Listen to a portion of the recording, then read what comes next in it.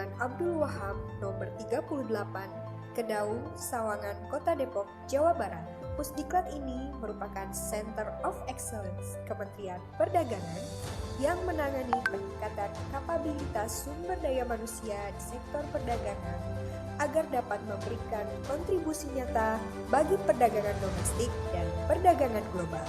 Dalam rangka peningkatan kapasitas dan kualitas sumber daya manusia sektor perdagangan, Pusdiklat Perdagangan memiliki peranan strategis dalam menopang tercapainya kebijakan utama Kementerian Perdagangan untuk menjaga neraca perdagangan, mengamankan dan memperkuat pasar dalam negeri, serta penyederhanaan birokrasi dengan menerapkan budaya organisasi yang bersih, akuntabel, untuk mewujudkan SDM perdagangan yang pintar, sehat, dan memberikan jaminan pelayanan prima kepada publik. Hal ini selaras dengan mandat Presiden Bapak Jokowi guna menciptakan manusia-manusia unggul menuju Indonesia maju. Pusdiklat Perdagangan memiliki tugas dan fungsi melaksanakan pembinaan, bimbingan dan pengembangan diklat, baik untuk aparatur dan non-aparatur sumber daya manusia di sektor perdagangan. Pertama, pelatihan ASN. Kedua, pelatihan non-ASN, pelatihan usaha dagang kecil dan menengah, serta pelaku usaha sektor perdagangan lainnya. Dan ketiga, pelatihan penguji mutu barang. Meningkatnya kualitas dan kuantitas pelatihan SDM perdagangan menjadi target utama kami. Sebagai Center of Excellence, Key Performance Indicators kami adalah: pertama, lulusan SDM perdagangan yang berkategori baik semakin meningkat presentasinya. Kemudian, pelatihan yang diadakan sesuai dengan kebutuhannya. Serta ketiga, penyelenggaraan pelatihan berjalan dengan baik dan berkualitas. Karena senantiasa mengembangkan kompetensi dengan program pengembangan pegawai antara lain melalui 1. Scopus, Sharing Knowledge Online. 2. Let's Talk, sebuah program pengembangan keterampilan berbahasa Inggris. Sebagai Center of Excellence, tidak ingin menjadi pengikut atau follower. Kami ingin menjadi leader, panutan, atau teladan dari seluruh unit kerja di Kementerian Perdagangan. Karena itulah, kami berkomitmen untuk menerapkan zona integritas menuju wilayah bebas korupsi dan wilayah birokrasi bersih dan melayani. Keyakinan untuk dapat menerapkan zona integritas didasarkan pada aktualisasi reformasi birokrasi yang telah dilakukan, seperti adanya agen perubahan sebagai duta integritas, tata kelola organisasi yang menerapkan digitalisasi dengan e-office, sistem kepegawaian yang terintegrasi secara elektronik, melakukan mitigasi risiko untuk pengendalian internal, dan internalisasi nilai-nilai integritas yang menolak gratifikasi dan korupsi, serta selalu meningkatkan kualitas pelayanan dengan melakukan inovasi. Sebagai perwujudan manajemen mutu yang selalu mengedepankan kualitas pelayanan, Pusdiklat Perdagangan telah mendapatkan sertifikat ISO 9001-2015 dan telah terakreditasi oleh Lembaga Administrasi Negara untuk penyelenggaraan pelatihan dasar CPNS. Pusdiklat Perdagangan selalu mengembangkan kualitas pelayanan dengan menciptakan inovasi yang sesuai dengan dinamika saat ini. Salah satunya, inovasi yang kami kembangkan saat ini adalah Learning Management System yang dipopulerkan dengan nama Kudaga sebagai media pembelajaran berbasis digital sehingga dapat diakses kapan saja dan di mana saja, menjadikan pelatihan yang diselenggarakan oleh Pusdiklat Perdagangan berjalan secara lebih efektif, efisien, dan menarik.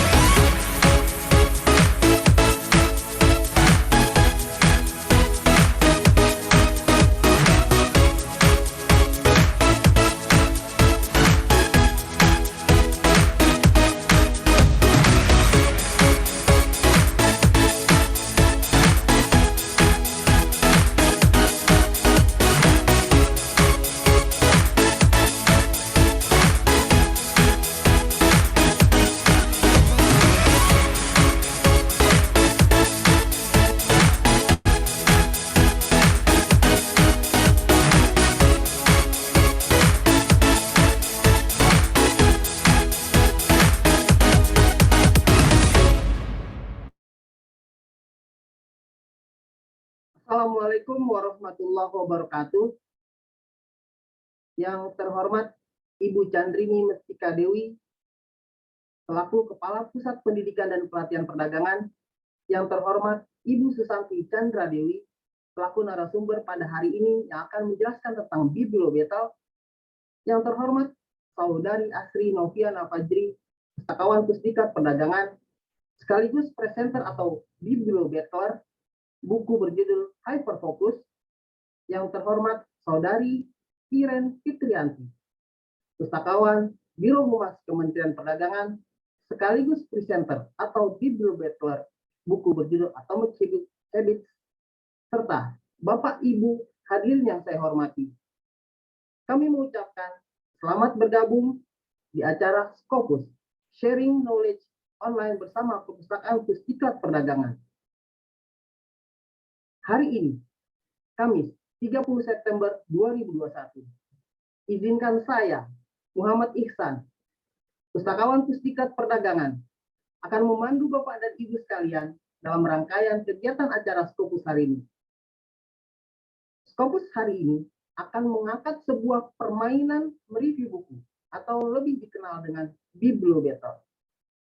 Baik, Bapak dan Ibu sekalian, sebelum kita memulai kegiatan ini, demi kelancaran semua kegiatan dari awal sampai akhir, kita memanjatkan doa kepada Tuhan Yang Maha Esa menurut agama dan kepercayaan masing-masing. Berdoa dimulai.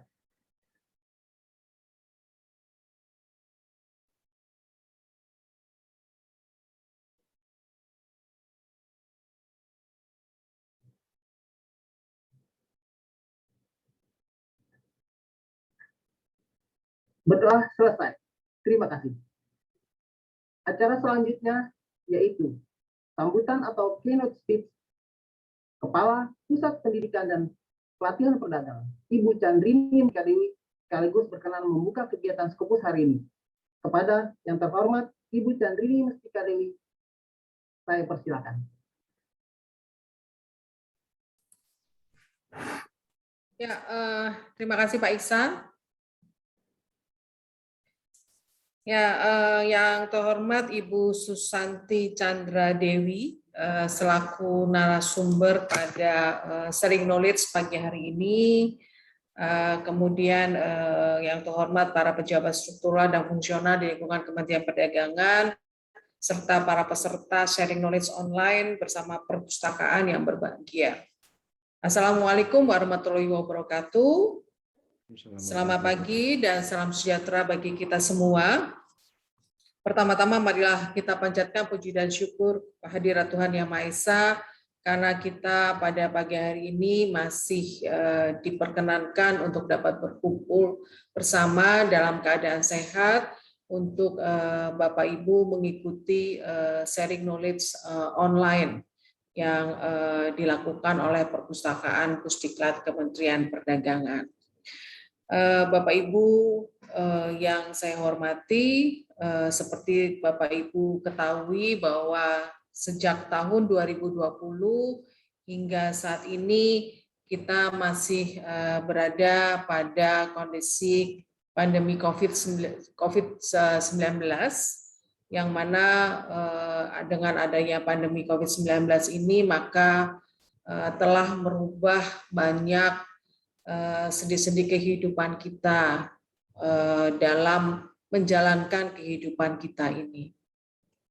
Dan demikian pula untuk kegiatan pendidikan pelatihan, kegiatan belajar dan mengajar yang mau tidak mau pada akhirnya kita harus rubah dari yang tadi mungkin Bapak Ibu melihat video Pusdiklat yang lama itu yang mana yang lalu pendidikan pelatihan dilakukan secara tatap muka, tetapi dengan adanya kondisi pandemi COVID-19, kegiatan tatap muka tidak mungkin untuk kita lakukan. Sehingga sejak tahun 2020, kegiatan pendidikan dan pelatihan itu sudah dirubah metodenya dengan cara melalui virtual.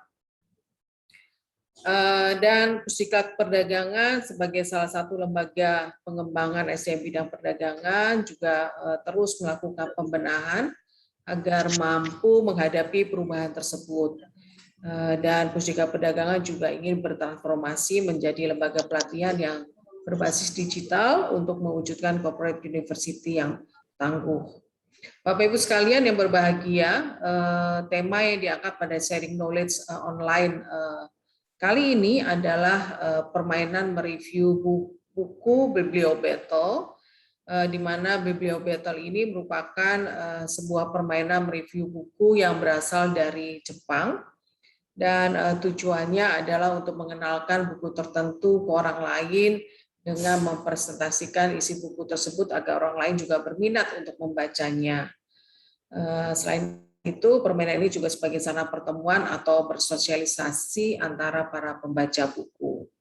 Ya, Bapak Ibu sekalian, memang sharing knowledge online ini digagas oleh Perpustakaan Kementerian Perdagangan, Pusdiklat Kementerian Perdagangan, bersama dengan mungkin perpustakaan yang ada di Humas dan juga diikuti oleh para pustakawan yang ada di lingkungan Kementerian Perdagangan.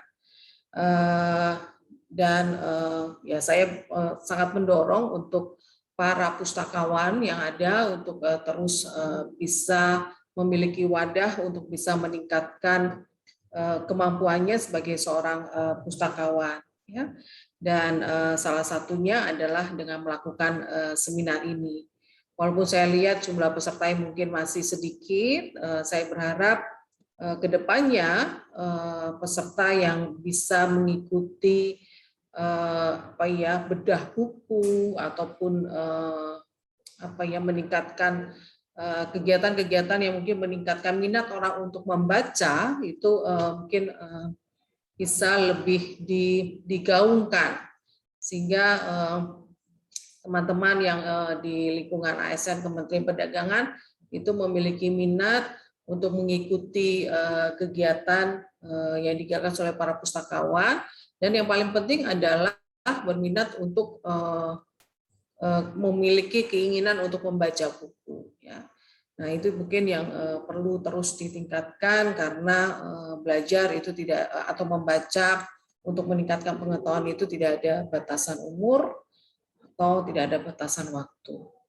Nah ada 2 buku yang akan dilakukan permainannya pada pagi hari ini adalah Hyperfocus, How to Work Less and Achieve More, dan juga tentang Atomic Habit, yaitu cara mudah dan terbukti membentuk kebiasaan baik dan menghilangkan kebiasaan buruk.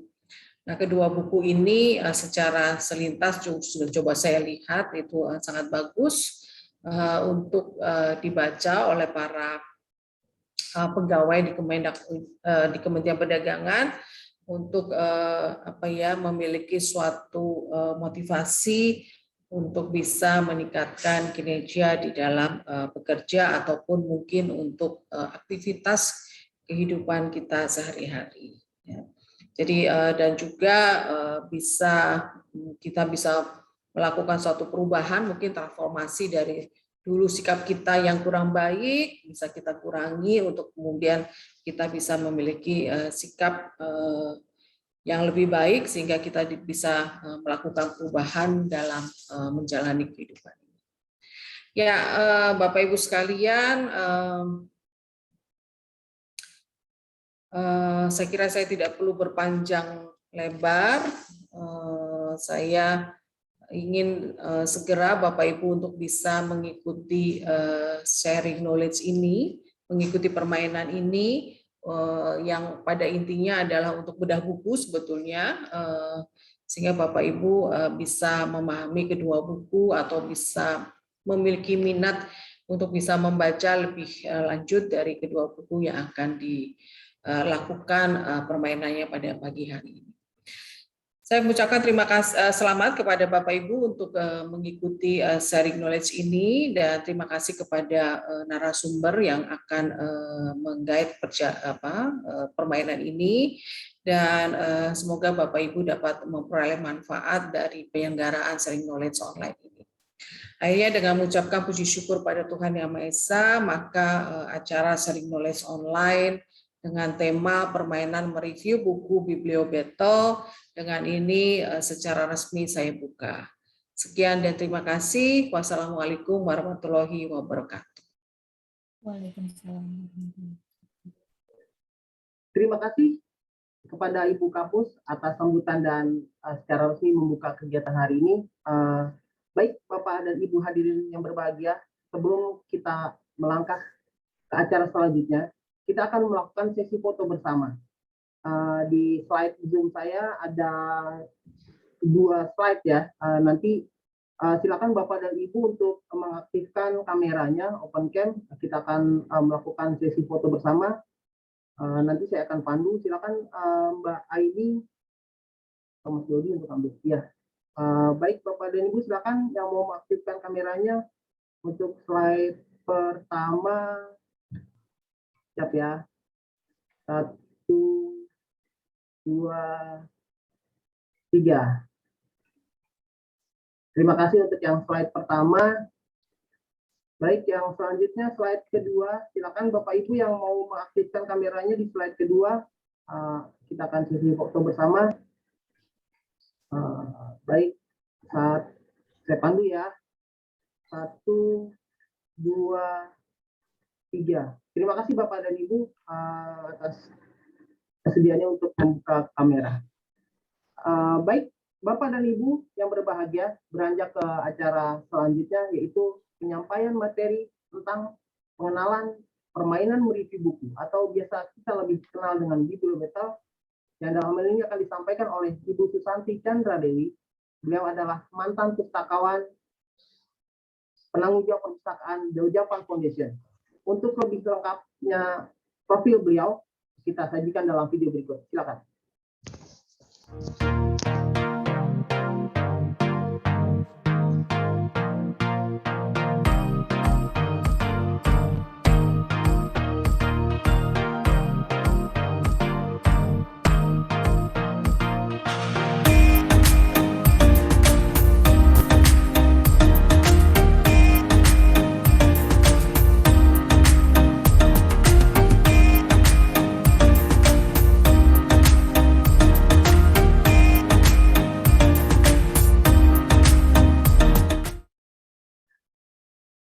Terima kasih atas videonya. Baik, saya mau sapa dulu nih Mbak Susan, saya biasa manggilnya. Halo Mbak Susan. Halo. Ya, gimana kabarnya hari ini?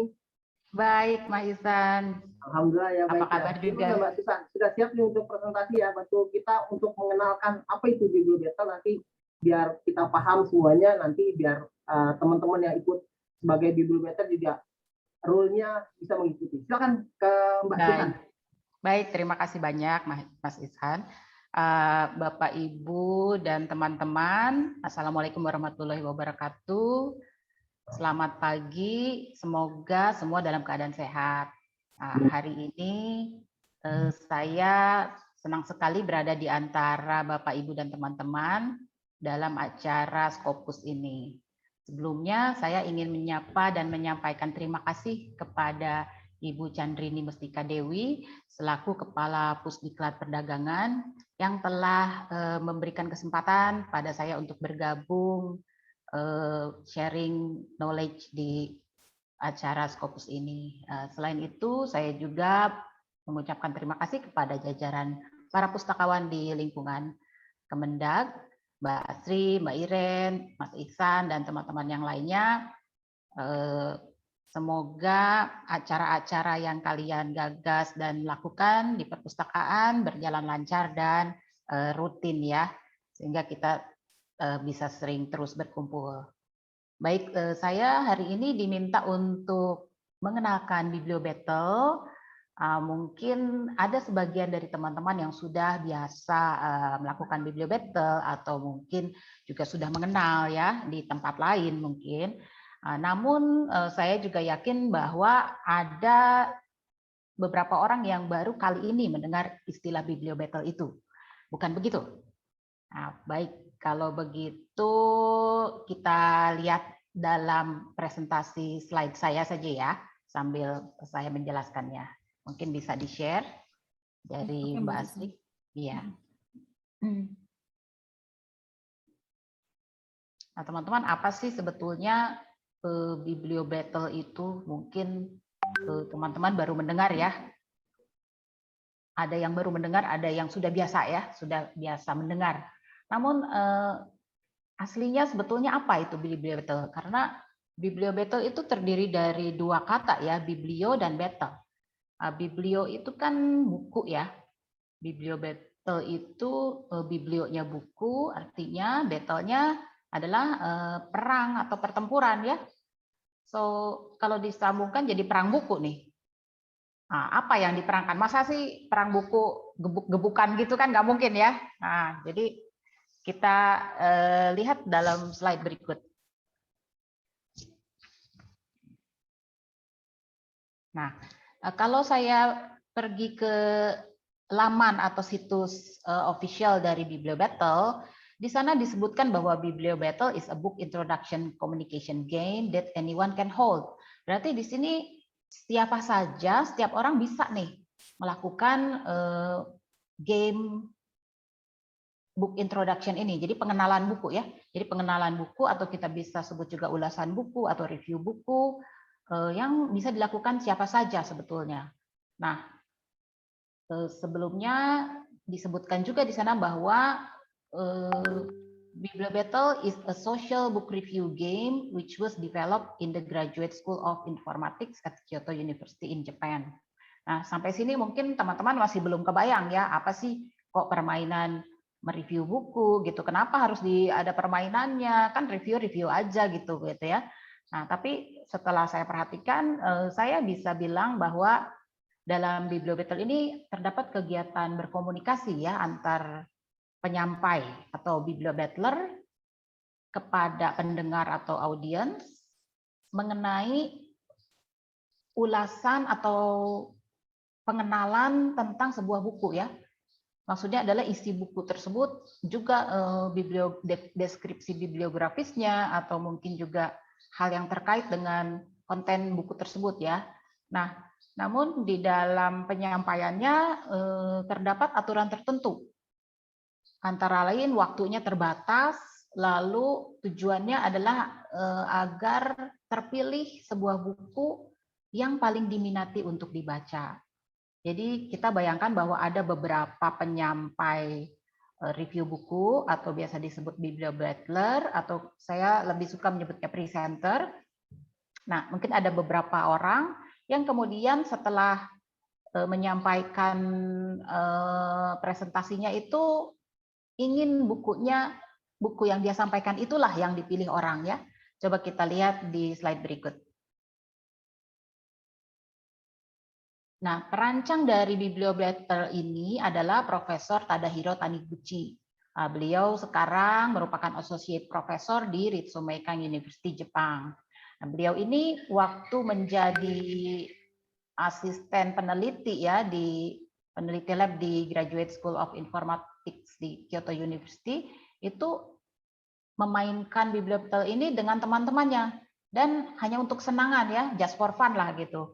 Namun kemudian setelah itu berkembang di lingkup kecil, kemudian melebar, meluas, sampai saat ini sekitar hampir udah 10 tahunan itu memiliki kejuaraan sendiri di tingkat nasional ya, khususnya untuk SMA dan universitas. Jadi kita bayangkan mungkin di sekolah-sekolah itu diadakan Biblio Battle, lalu kemudian ada gathering di sekolah dalam area yang sama, kemudian diperlombakan lagi di tingkat yang lebih luas, sampai meluas ke seluruh Jepang. Ya anggaplah kalau di Indonesia, misalnya tadinya di Jakarta saja, kemudian ke Jawa Barat, Jawa Tengah, beda pulau juga ya, misalkan di Kalimantan, di Sulawesi, sampai levelnya nasional. Nah jadi sampai sini mungkin masih belum kebayang ya, kenapa sih review buku aja sampai harus ada tingkat nasional gitu ya.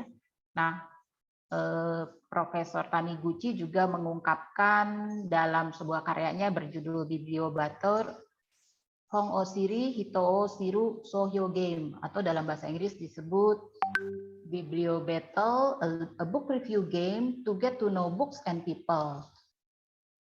Oke, slide berikutnya. saya ingin menyampaikan bahwa slogan atau moto dari Bibliobattle ini adalah knowing books through people, knowing people through books ya. Ada juga yang bilang to get to know books through people, to get to know people through books. Nah, jadi di sini kita melihat kenapa tadi Bibliobattle ini disebut social review game ya. Jadi ada sifat sosialnya nih.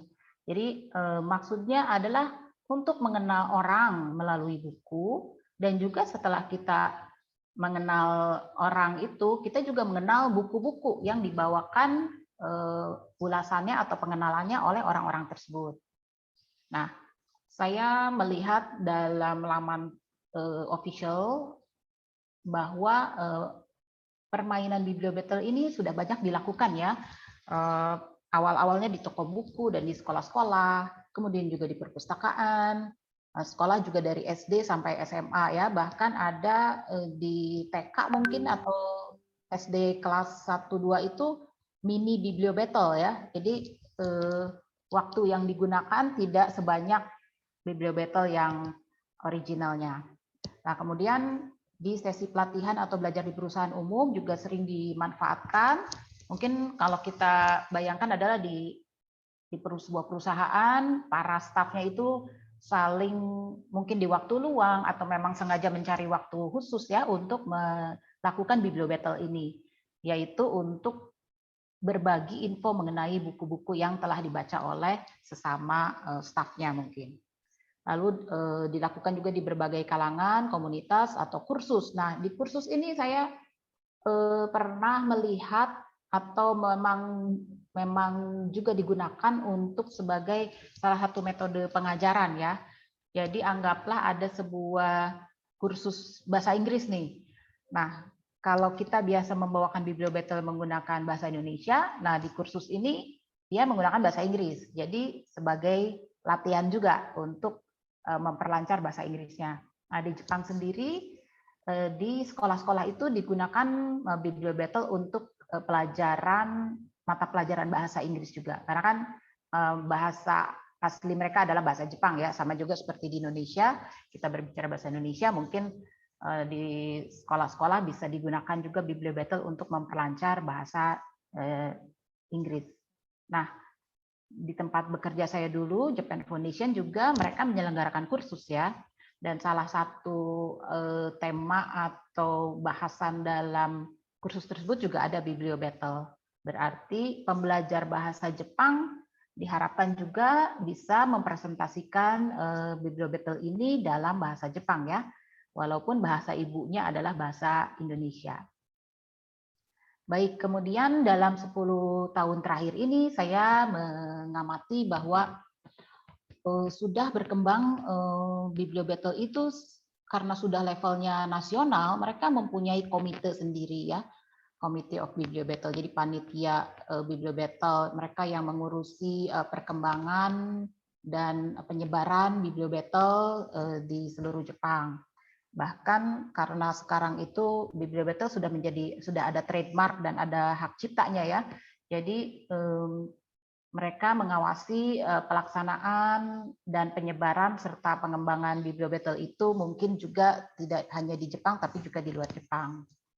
Lalu diadakan turnamen nasional tahunan tingkat SMA dan universitas. Jadi seperti saya sampaikan tadi, mungkin pertamanya di sekolah lokal dulu, kemudian bergabunglah peserta dari area yang sama, kemudian diadakan kejuaraan lagi sehingga tingkatnya menjadi tingkat nasional. Belum lama ini di Jepang telah diselenggarakan juga turnamen tahunan tingkat universitas. Namun dalam masa pandemi ini mereka melakukannya secara online.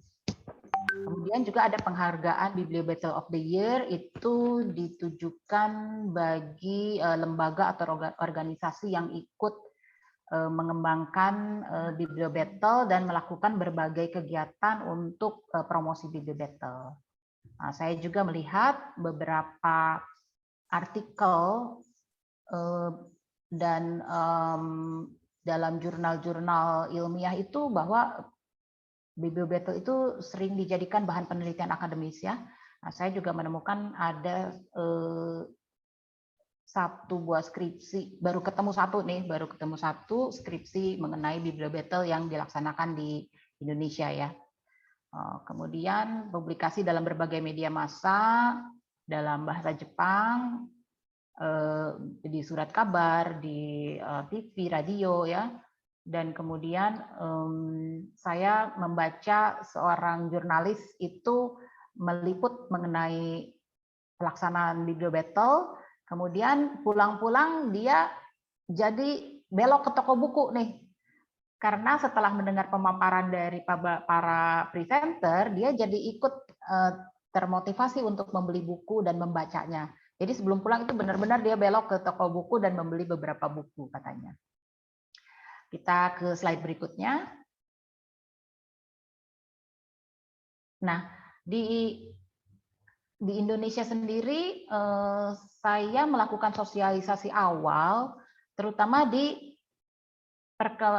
perpustakaan khusus ya, di perpustakaan khusus, yaitu berawal dari sesi workshop yang saya ikuti waktu saya hadir di konferensi Asosiasi Pustakawan Sekolah Internasional di Tokyo tahun 2016. Nah, sepulang dari sana, saya mengajak beberapa pustakawan, ada pustakawan sekolah, ada pustakawan perguruan tinggi, pustakawan khusus, untuk mengikuti seminar, pertemuan, dan workshop dan kegiatan perpustakaan di Japan Foundation Jakarta. Itu sekitar tahun 2016 pulang saya dari workshop tersebut ya, 2016 sampai 2018. Nah, kemudian alhamdulillah beberapa pustakawan yang hadir dalam acara-acara tersebut kemudian menerapkannya di lembaga masing-masing, terutama di perpustakaan khusus kementerian ya. Setelah itu ada modifikasi kecil yang dilakukan di awal, namun kemudian juga berkembang sejalan waktu, situasi, dan kondisi. Misalkan dalam masa pandemi ini, modifikasi yang dilakukan adalah melakukannya secara online. Padahal kan biasanya namanya juga social book review game ya, jadi diharapkan orang-orang berkumpul dan langsung melakukan Bibliobattle serta pemilihan buku gitu ya, pemilihan suara untuk memilih buku. Namun dalam masa pandemi ini juga tidak dipungkiri bahwa pelaksanaan Bibliobattle itu dilakukan melalui online. Nah, namun demikian saya hadir dan melihat beberapa pelaksanaan dari Bibliobattle ini, beberapa sudah mengalami modifikasi ya dari Bibliobattle yang aslinya. Namun demikian, yang perlu diingat adalah kita tetap merujuk kepada aturan resmi dari Bibliobattle tersebut dan juga menyebutkan atau menyampaikan bahwa Bibliobattle yang aslinya adalah yang seperti dibuat oleh Profesor Taniguchi. Nah, perpustakaan kementerian dan lembaga yang telah menyelenggarakan Bibliobattle antara lain perpustakaan Kemensos, yaitu mereka perintis ya, pertama kali setelah saya sosialisasikan, mereka mengadakan beberapa kali Bibliobattle, bahkan yang terakhir itu saya lihat Pak Menterinya ikut hadir ya untuk meramaikan acara. Kemudian di Kemensetnek, BPK, DPR, Balitbangdiklat Kemenak juga sering melakukannya secara online. Demikian juga Ditjen Ketenagalistrikan, dan yang terakhir kemarin saya hadiri adalah di Pustaka Kementerian Pertanian. Baik, kita lihat di slide berikutnya. Mungkin jadi teman-teman yang mau melihat juga pelaksanaan Bibliobattle yang mungkin sudah modifikasi atau di tempat lain, silahkan bisa ikut di beberapa lembaga yang tadi, karena mereka biasanya secara rutin melakukannya. Nah, ini foto waktu sosialisasi awal dan juga suasana Bibliobattle di kelas anak-anak mungkin ya. Dan ada beberapa buku mengenai Bibliobattle, sayangnya masih dalam bahasa Jepang ya, saya juga belum bisa bacanya nih. Tapi saya akan usul bahwa mereka sebaiknya menerbitkan yang bahasa Inggris ya, biar kita bisa belajar bersama. Baik, next slide-nya. Sampai sini mungkin sudah ada gambaran ya Bapak Ibu. Nah, yang bisa disebut Bibliobattle itu adalah permainan mereview buku yang mengikuti aturan tertentu. sebetulnya aturannya itu juga tidak ribet ya, sangat sederhana. Namun mereka menyebutnya bahwa inilah peraturan resminya ya, atau official rules-nya ya. Jadi yang bisa disebut bibliobattle itu kalau ada 4 faktor ini. Nah, pertama adalah peserta presentasinya berkumpul dengan buku-buku favorit ya, buku-buku favorit atau yang menurut mereka menarik untuk dibaca. Kemudian secara bergiliran buku-buku akan diperkenalkan selama 5 menit per orang ya. Jadi satu persatu nih. 5 menit. Kemudian setelah setiap presentasi, masing-masing peserta akan diberi waktu selama 2 atau 3 menit untuk menjawab pertanyaan dan berdiskusi tentang presentasi tersebut. Nah, setelah semua presentasi selesai, semua presenter sudah kebagian giliran, lalu dilakukanlah pemungutan suara. Nah, pemungutan suara ini nanti berdasarkan buku mana yang paling ingin Anda baca ya. Dan buku yang memiliki suara terbanyak disebut champion book atau champion book of the day. Kita bilangnya mungkin buku pemenang atau juara ya, kalau bahasa Jepangnya champbong. Bong itu dari hong, hong itu artinya buku. Baik, kita lihat peraturan yang lebih detail di slide berikut. Nah, sewaktu pemilihan buku, para peserta presentasi itu boleh saja menerima buku rekomendasi dari orang lain ya, tetapi sebaiknya sih dia juga memilih ya, memilih dari yang direkomendasikan tersebut ya. Misalkan ada 5, bawakan ini dong, bawakan ini ya, mungkin dia juga bisa memilihnya ya. Namun demikian sebetulnya tidak ada masalah dalam menentukan tema buku yang akan dibawakan ya. Kadang-kadang bukunya benar-benar dari setiap peserta itu sangat berbeda ya genrenya. Tapi bisa juga ditentukan sebuah tema tertentu karena banyak juga buku-buku bertema tertentu yang menarik ya, sehingga mungkin orang-orang akan memilih buku mana dulu nih yang paling menarik untuk dibaca.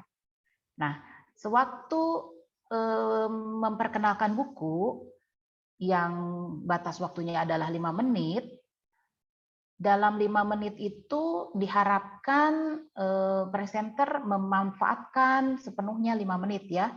Karena kalau kurang sayang sekali, dan kalau kelebihan juga mungkin tidak bisa terlalu banyak lebihnya nih.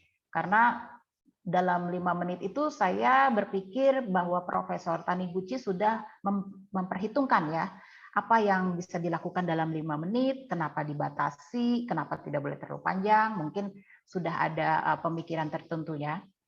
Nah, setelah 5 menit selesai, presentasi berakhir.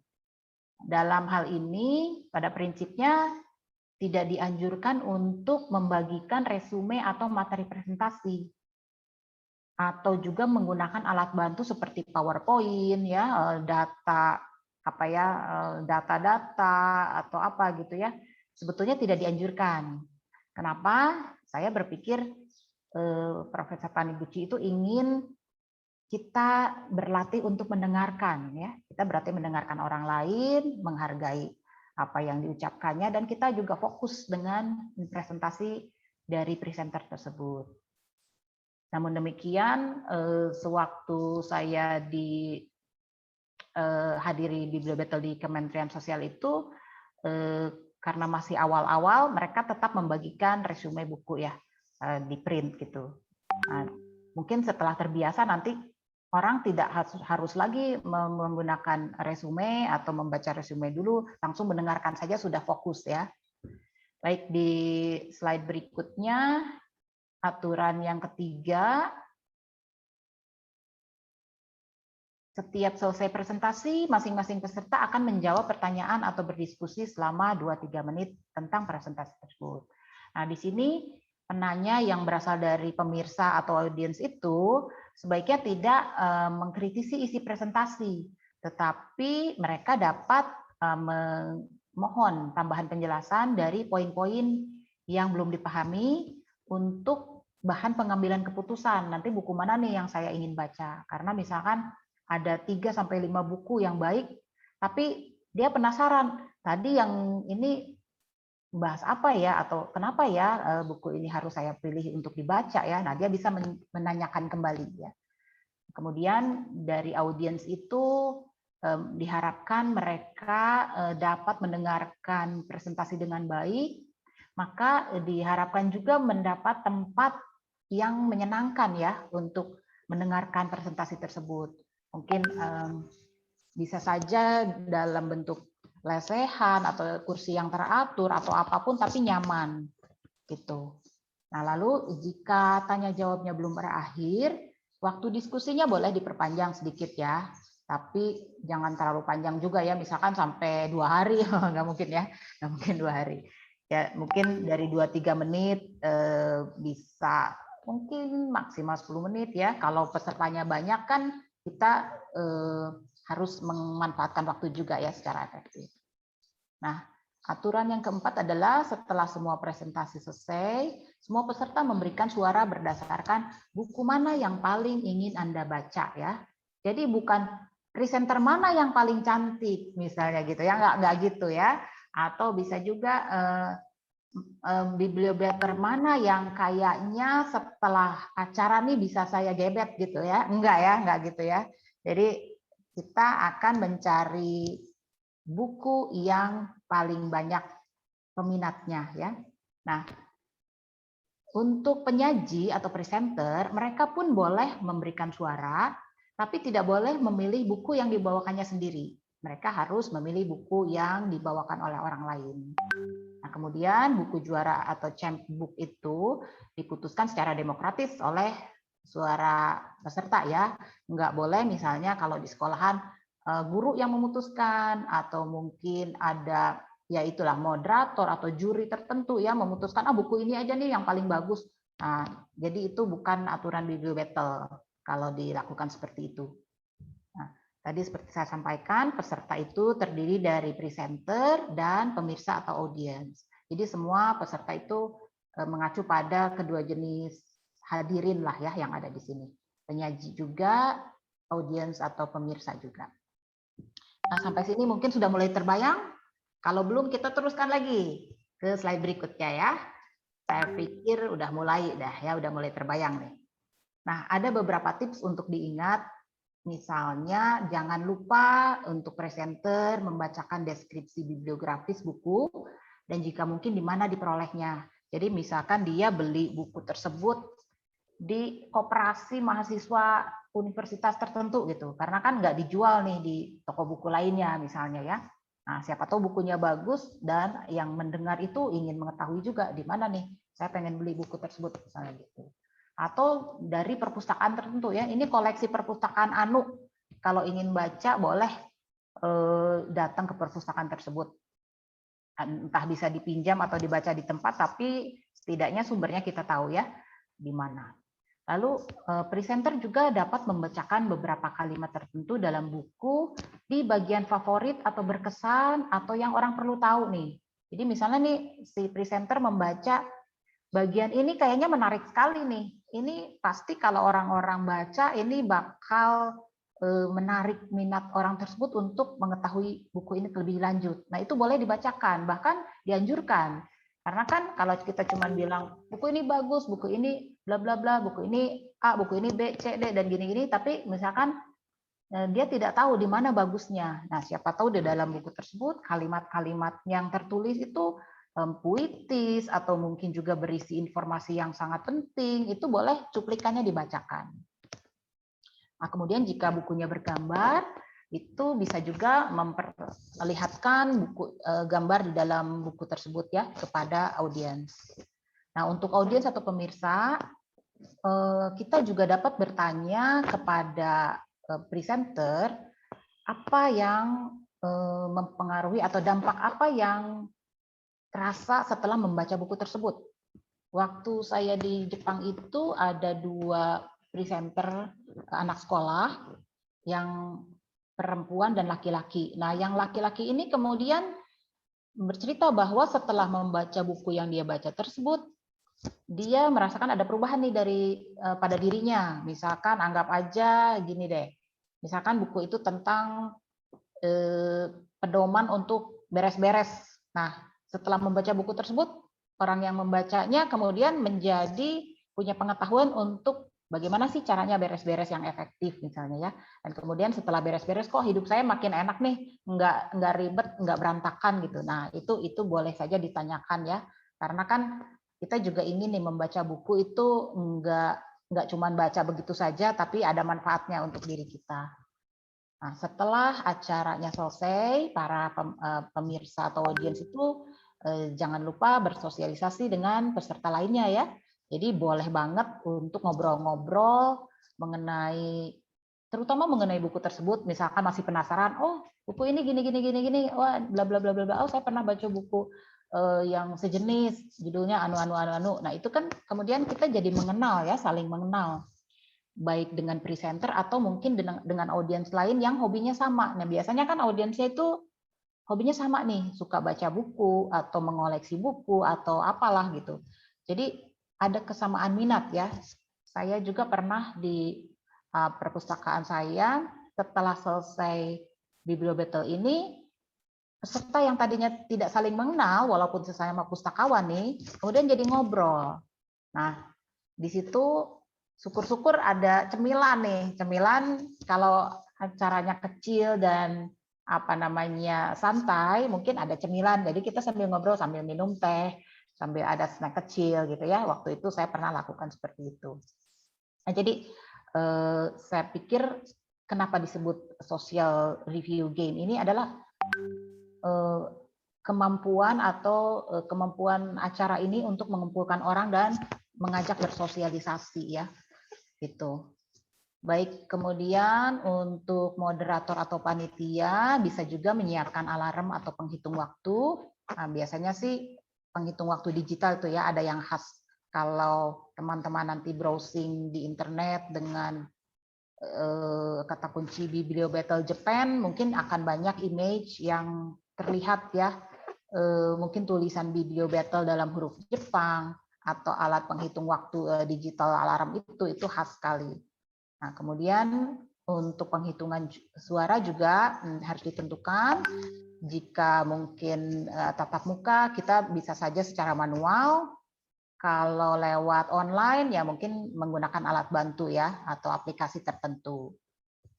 Baik, sebetulnya banyak tips yang lain, tapi untuk saat ini karena sifatnya pengenalan, mungkin ini saja yang paling penting ya. Sampai sini sudah kebayang belum? Kalau belum bagaimana? Kita coba aja deh. Kita coba aja dengan melihat penampilan Bibliobattler kita hari ini, Mbak Asri dan Mbak Iren.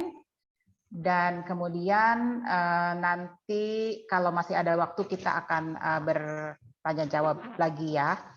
Baik, saya pikir sampai di sini dulu pengenalan Bibliobattle-nya.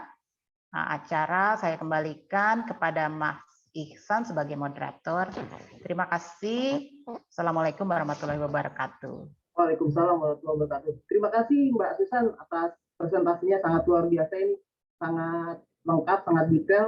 Saya mencatatnya ada beberapa hal. Yang pertama adalah Bibliobattle itu pertama dikenalkan di Jepang dan tujuannya adalah mengajak orang untuk lebih tertarik terhadap salah satu buku yang di Bibliobattle kan.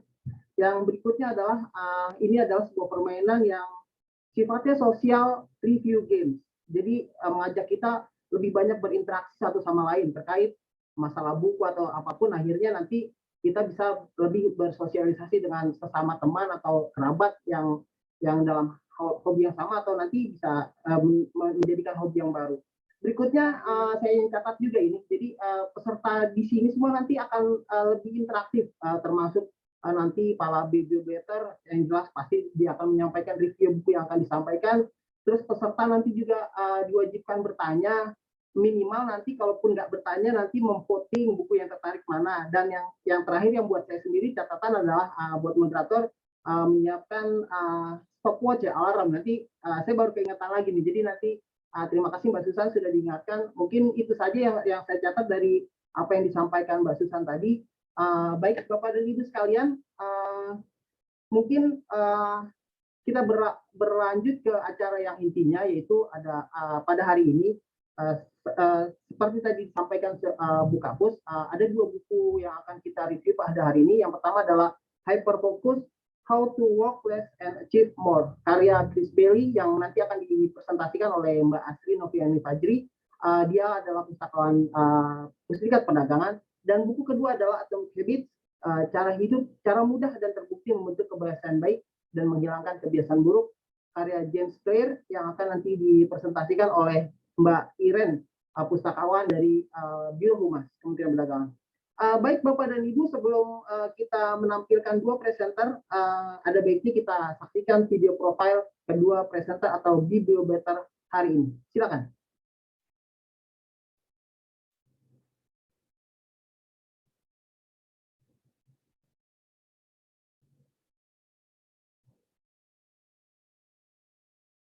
Oh, Mbak ininya sudah itu ya? Bentar. Mbak Asri bisa ini? Ya, sebentar. Mbak ininya udah izin.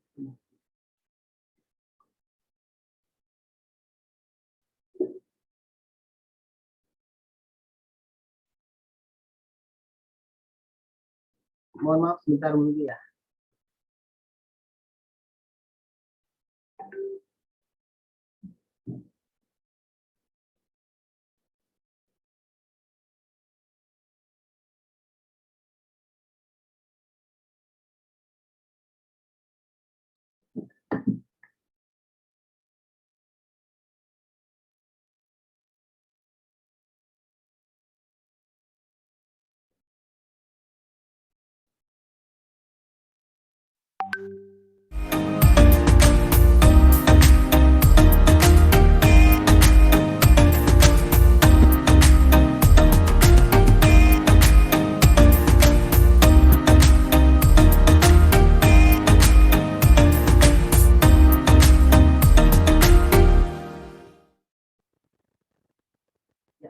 Terima kasih Mbak Asri. Mohon maaf tadi ada sedikit delay sebentar, ada kesalahan teknis. Jadi itu sedikit profil dari Mbak Asri dan Mbak Iren.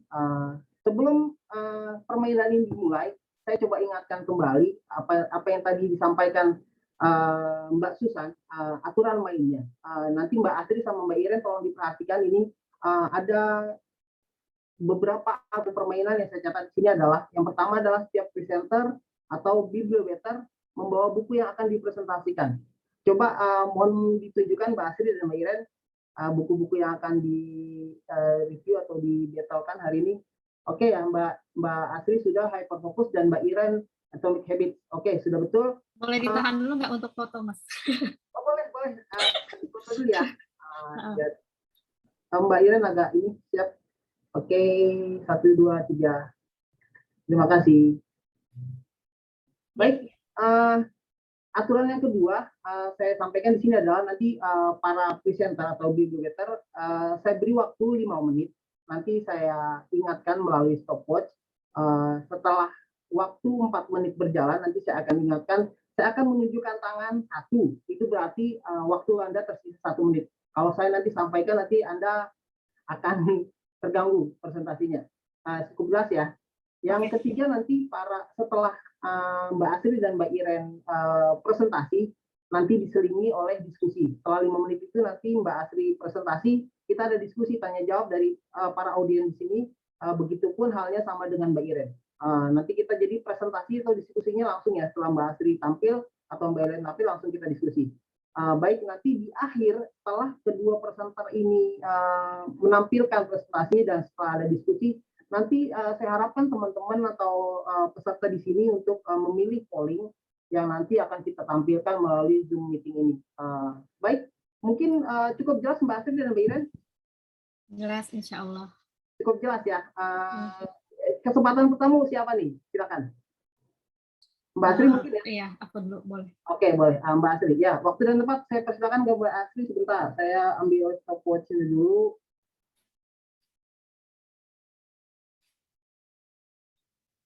Oke ya, Mbak Asri siap? Siap nggak ya? Siap. Siap ya. Hitungan 1, 2, 3 waktunya dimulai dari sekarang. Oke, Assalamualaikum warahmatullahi wabarakatuh. Selamat pagi Bapak Ibu, teman-teman semua. Sebelumnya saya ingin memperkenalkan diri, saya Asri dari Pusdiklat Perdagangan. pada kesempatan kali ini saya akan mempresentasikan buku yang saya pilih dan sudah saya baca, judulnya Hyperfocus. Buku ini karangan Chris Bailey, ada fotonya di belakang, dan penerbitnya Han Macmillan, pertama kali diterbitkan tahun 2018. Dan saya mendapatkan buku ini di perpustakaan Pusdiklat Perdagangan. Jadi nanti kalau teman-teman berminat untuk baca, kalau teman-teman yang di Pusdiklat bisa pinjam bukunya di perpustakaan. Dan bukunya ini buku bahasa Inggris. Nah, teman-teman di sini di cover-nya udah kelihatan nih judulnya kan, Hyperfocus. How to work less, how to work less but we achieve more and achieve more. Jadi menarik banget ya, kita work less tapi kita achieve more. Kita bekerja lebih kurang tapi kok kita mendapatkan lebih banyak gitu. Nah, ternyata kata di buku ini kuncinya adalah atensi kita, perhatian kita. Bagaimana kita mengelola perhatian kita yang ada di otak kita. Kenapa begitu penting? Karena di otak kita itu ada yang namanya attentional space. Attentional space itu kayak kapasitas di otak kita untuk memproses informasi yang kita terima. Dan ternyata setiap detiknya itu kita menerima jutaan informasi yang ada. Tapi kemampuan otak kita untuk memprosesnya itu cuma 40 informasi. Dan dari 40 informasi itu cuma ada 4 informasi yang bisa kita simpan atau bisa kita ingat. Nah, karena kapasitasnya sangat sedikit ini, jadi kita harus benar-benar bisa nih menggunakannya. Karena attentional space ini juga merupakan aset dalam diri kita gitu. Ketika kita bisa mengelolanya dengan baik, maka real life kita tuh juga berjalan dengan baik, kata di buku ini gitu. Nah, bagaimana mengelola attentional space ini? Di buku ini dikasih tahu caranya dengan hyperfocus. Dari katanya ini udah bisa ketebak, hyperfocus, fokus secara berlebih kan, fokus secara berlebih atau konsentrasi. Kenapa itu penting? Karena ketika kita konsentrasi ke satu hal, ke tugas-tugas kita, maka hidup kita tuh bisa lebih meaningful karena pikiran kita, hati kita ada di situ. Apapun yang kita lakukan. Saya mengibaratkan gini, karena saya pustakawan, misalnya saya ingin memindahkan beberapa buku dari satu tempat ke tempat lain. Kalau saya langsung memindahkan semuanya, banyak buku gitu dari satu tempat ke tempat lain, itu cenderung bukunya bisa malah jatuh, tercecer, saya keberatan, terus kayak sampai sih ke tempat tujuan, tapi bukunya banyak yang tercecer. Nah, saya mengibaratkannya seperti itu. Beda dengan ketika kita bawa buku 2 atau 3 dari satu tempat ke tempat lain, bukunya aman, selamat sampai tujuan. Itu sama seperti kapasitas di otak kita.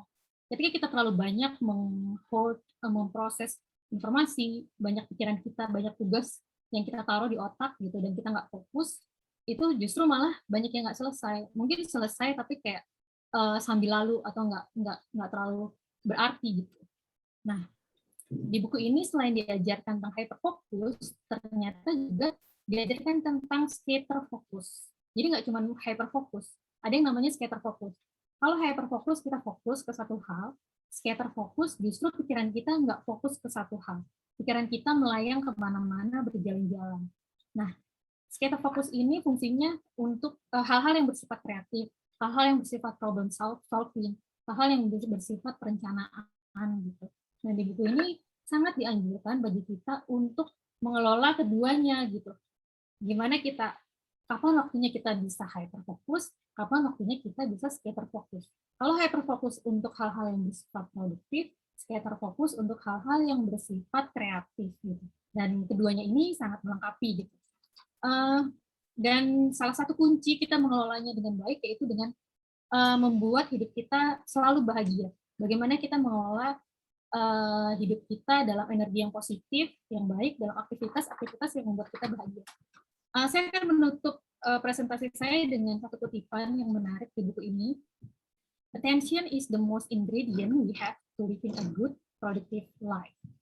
Ya, sekian presentasi dari saya, mudah-mudahan berkenan dan mudah-mudahan ada manfaatnya dan membuat teman-teman semua tertarik belajar di sini. Sekian, Assalamualaikum warahmatullahi wabarakatuh. Warahmatullahi wabarakatuh.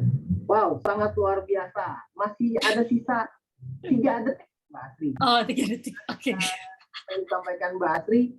Baik, Bapak dan Ibu, teman-teman sekalian, seperti tadi saya jelaskan di rule-nya, saya mengharapkan partisipasi dari para audiens, teman-teman sekalian, untuk mengajukan pertanyaan. Saya sengaja nggak menawarkan ini melalui forum chatbox. Saya mau teman-teman langsung open mic, kalau bisa langsung open cam juga. Jadi karena memang ini kan intinya adalah permainan yang sosial. Jadi tadi Pak Sendal social review games. Jadi saya harapkan teman-teman peserta di sini baik. Mungkin untuk dua penanya ke Mbak Asri, silakan. Raise hand-nya ya teman-teman sekalian. Saya coba lihat. Silakan. Nggak usah malu-malu mau tanya-tanya ke Mbak Asri tentang tadi. Oh, ada Mbak Ika ya. Satu lagi mungkin, siapa lagi? Ayo, silakan. Baik, sambil menunggu teman-teman yang agak ragu-ragu raise hand ini, saya langsung saja ke Mbak Ika. Ini adalah Mbak Ika, teman kita juga dari perpustakaan DPR. Silakan Mbak Ika, perkenalkan diri dulu ke yang lainnya, langsung disambung ke pertanyaannya ke Mbak Asri. Ya, halo semuanya. Halo Mbak Ika. Senang bisa ikutan Scopus lagi. Ini kali ini mau nanya nih, buku yang dibaca tadi kayaknya benar-benar ini nih, ngena banget Asri bukunya tentang kefokusannya. Karena akhir-akhir ini jadi ngerasa fokusnya kayak kemana-mana kepecahan. Fokusnya. Jadinya yang mau dikerjain saya nggak jadi melulu. Yang tadi kalau udah baca, boleh tahu nggak? Ada 2 pertanyaan, boleh? Boleh. Yang pertama, berapa lama membaca buku itu? Terus setelah baca, ada nggak apa ya, kayak semacam insight yang maksudnya benar-benar Asri bisa ngambil itu tuh emang langsung bisa dijalanin gitu, maksudnya di hidupnya di sehari-hari bisa langsung dijalanin. Terima kasih. Oke, langsung ya mungkin Mbak Asri, tadi pertanyaannya cukup jelas. Jadi Mbak Asri itu dalam menghabiskan waktu buku setebal itu berapa lama? Yang kedua, insight atau dari buku itu menghasilkan implementasi apa yang Mbak Asri dapatkan dari membaca buku itu. Kurang lebih seperti Mbak Ika ya. Silakan Mbak Asri. Oke Mbak Ika, makasih pertanyaannya. Berapa lama baca buku ini? Aku juga karena ada acara ini jadi termotivasi untuk baca benar-benar fokus, karena bukunya juga hyper fokus. Jadi aku sekalian implementasi ini. Jadi buku ini kan ada 10 bab, kalau nggak salah ada 10 chapter. Aku udah implementasiin 10 hari terakhir, kira-kira kurang lebih. Jadi setiap hari aku baca tiap pagi 1 bab. Tiap pagi 1 bab. Biasanya aku sambil ini sih, pagi-pagi kan masih segar, jadi di luar gitu, sambil berjemur gitu. Dan ternyata itu enak banget gitu. Alhamdulillah sih tercapai. Tapi ada juga misalnya aku skip 1 hari nggak apa-apa juga gitu, selama masih kekejar berikutnya di hari berikutnya gitu. Itu yang pertama aku coba 1 hari 1 bab. Terus untuk kira-kira 1 hari itu mungkin sekitar 2 jam ya. 2 jam aku coba 2 sampai 3 jam lah, kalau sambil sedikit ada distraction gitu, mungkin 3 jam. Terus yang udah diimplementasiin, ini yang menarik banget. Di sini ada satu diagram ya, kita diajarin untuk menganalisa tugas-tugas kita. Jadi tugas kita itu kita bisa bagi ternyata. Ini ada kayak diagramnya, kelihatan nggak? Agak susah. Nggak kelihatan. Agak susah. Jadi ada kayak 4 diagram kuadran gitu. Kita bisa bagi tugas mana yang produktif dan tugas mana yang menarik. Jadi di kuadran di level pertama itu kita bisa taruh tugas-tugas yang membuat kita produktif dan kita tertarik gitu. Ini kayak tugas-tugas yang purposeful work, tugas-tugas yang emang kita kayak sesuai nih sama hati kita, passion kita di sini. Kita harus mengerjakan dan kita juga tertarik di sini. Tapi di layer kedua itu ada tugas yang produktif tapi kita nggak terlalu tertarik sebenarnya. Itu beda-beda ya tiap orang. Mungkin tiap orang ada yang terlalu suka misalnya dia penjual online, dia nggak terlalu suka berhubungan sama customer gitu. Tapi kan itu tetap harus dilakukan gitu. Itu bisa dimasuk ke level kedua. Lalu ada lagi tugas yang unproduktif tapi atraktif. Nah, ini banyak banget nih. Ini biasanya hal-hal yang bersifat hiburan atau entertain, kayak checking sosial media, terus kita ngobrol sama teman, nonton Netflix dan sebagainya. Itu ada di level ketiga gitu. Terus ada lagi tugas-tugas yang udah nggak menarik dan nggak produktif gitu. Tapi itu tugas, tetap harus kita lakukan. Dan itu kita bisa letakkan di level terakhir. Kalau aku sih cobanya gini, jadi dari sudah kita analisa ini, mana nih yang paling penting dan paling yang kurang begitu penting atau urgent, kita implementasikan, kita sesuaikan dengan jam-jam energi kita gitu. Misalnya kita pagi itu lebih produktif, jadi untuk mengerjakan tugas-tugas yang di level pertama tadi gitu. Semakin siang, semakin malam, itu untuk mengerjakan tugas yang di level-level berikutnya. Gitu Mbak Ika, kurang lebih. Insya Allah sih udah coba sedikit-sedikit implementasiin. Oke, cukup jelas ya Mbak Ika ya. Ya, terima kasih. Teman-teman Sama lain Ika. yang mau tanya, kalau silakan resen lagi ke Mbak Asri yang pertanyaannya disampaikan secara langsung. Mungkin kalau nggak ada yang tanya tadi, saya tertarik nih, Mbak Asri itu hebat banget ya, bisa dalam satu hari itu tiap pagi itu satu bab kurang lebih 2 jam gitu. Wow, luar biasa kan. Kalau saya bisa jadi jangan-jangan baca portal berita aja tiap harinya paling yang bisa saya. Ya nggak apa-apa, itu kan baca juga. Iya ya. Saya mau tanya nih, tipsnya Mbak Asri itu bisa membaca cepat itu dan tetap rutin gitu, istiqomah ya kalau bahasa agamanya.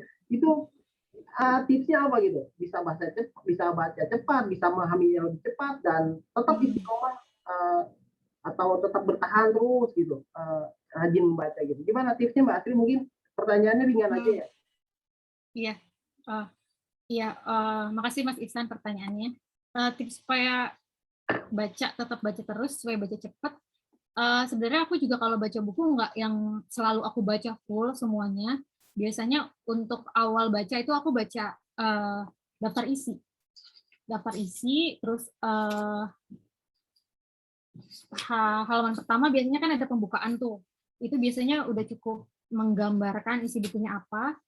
Terus halaman terakhir, part-part terakhir, kesimpulan. Terus biasanya di salah satu bab di buku itu, setelah aku baca daftar isi tadi, ada yang bikin aku menarik. Misalnya kayak inti dari bukunya itu. Biasanya aku baca intinya. Nah, kalau dari semua itu, dari hasil baca itu tadi, kira-kira aku menarik nih, aku tertarik mau baca full.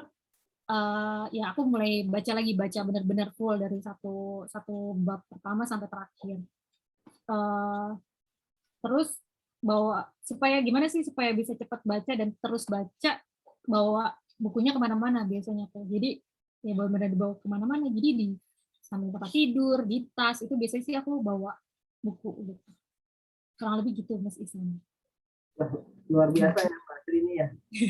Mungkin untuk mempersingkat waktu nanti ada beberapa pertanyaan juga di chat. Nanti yang pertanyaan di chat nanti diskusi di akhir ya, nanti bisa Mbak Susan, Mbak Iren dan Mbak Asri jawab juga.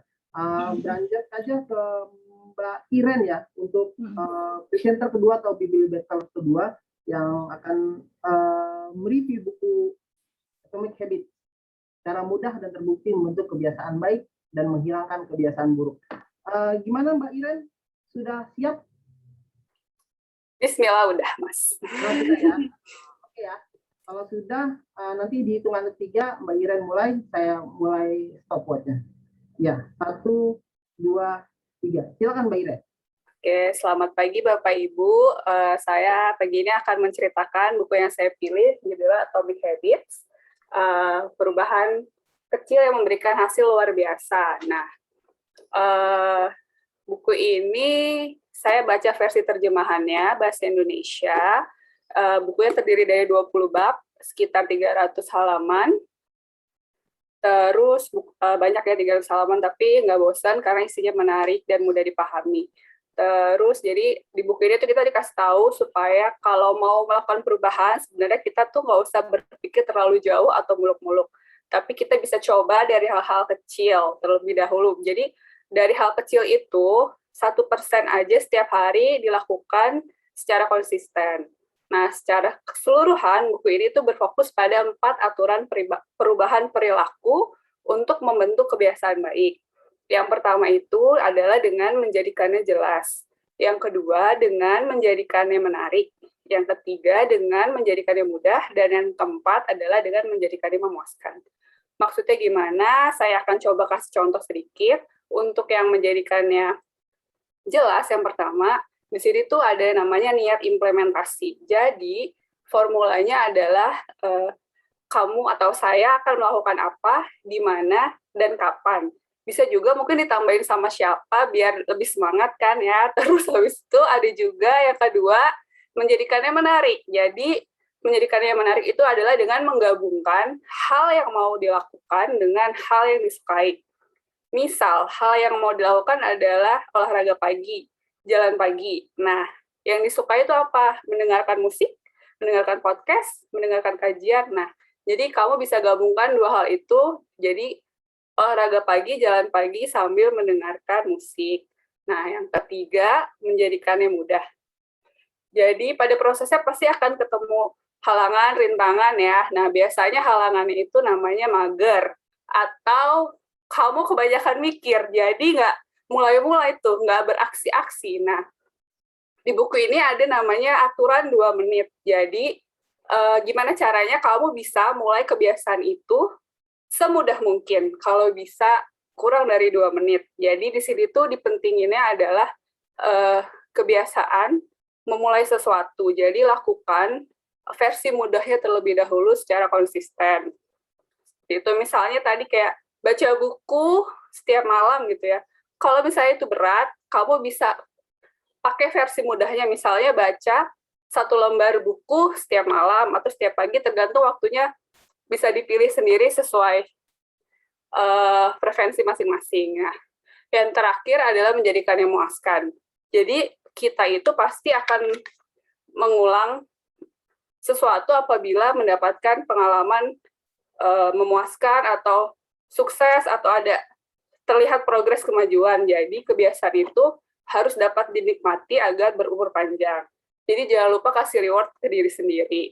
Nah, contohnya seperti apa bisa dibaca di bukunya nanti. Jadi kalau mau tahu cara mudah dan terbukti buat membentuk kebiasaan baik dan menghilangkan kebiasaan buruk, bisa langsung kepo bukunya. Bukunya tersedia di perpustakaan Kemendak dan juga perpustakaan Pusdiklat. Demikian sih itu yang bisa saya ceritakan dari buku ini. Jadi semoga bermanfaat. Terima kasih.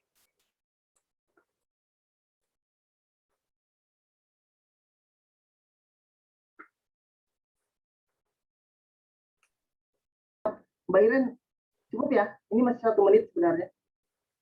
Iya, cukup kok. Oke, cukup. Wah, luar Jadi kalau biasa. ada yang mau tanya-tanya, silakan. Terima kasih Mbak Iren. Penjelasannya sangat padat. Kalau bahasa ininya padat merayap ya.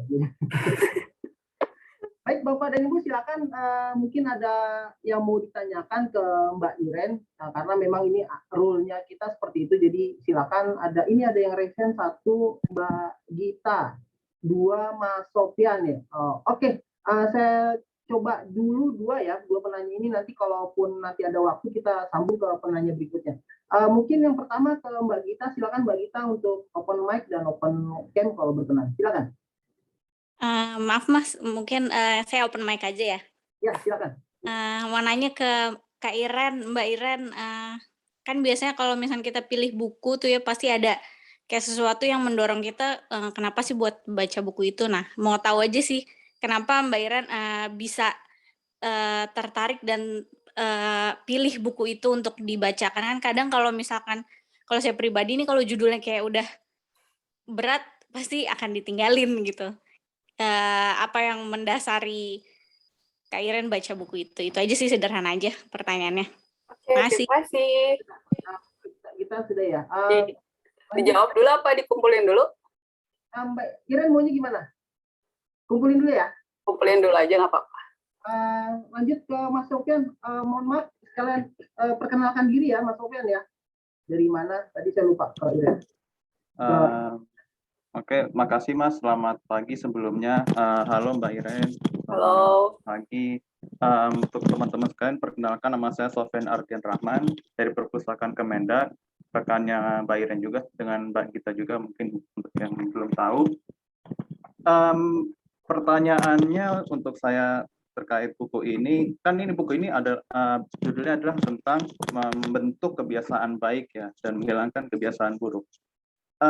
kira-kira ada nggak ya pembahasan mengenai orang yang ingin berubah kebiasaannya gitu, misalkan sebelumnya punya kebiasaan buruk, misalkan tidurnya bangunnya kesiangan gitu atau tidur kesiangan, pengen berubah jadi pengen misalkan sholat bangunnya lebih pagi gitu misalkan ya, itu misalkan seperti itu. Kira-kira ada nggak pembahasan seperti itu di buku ini?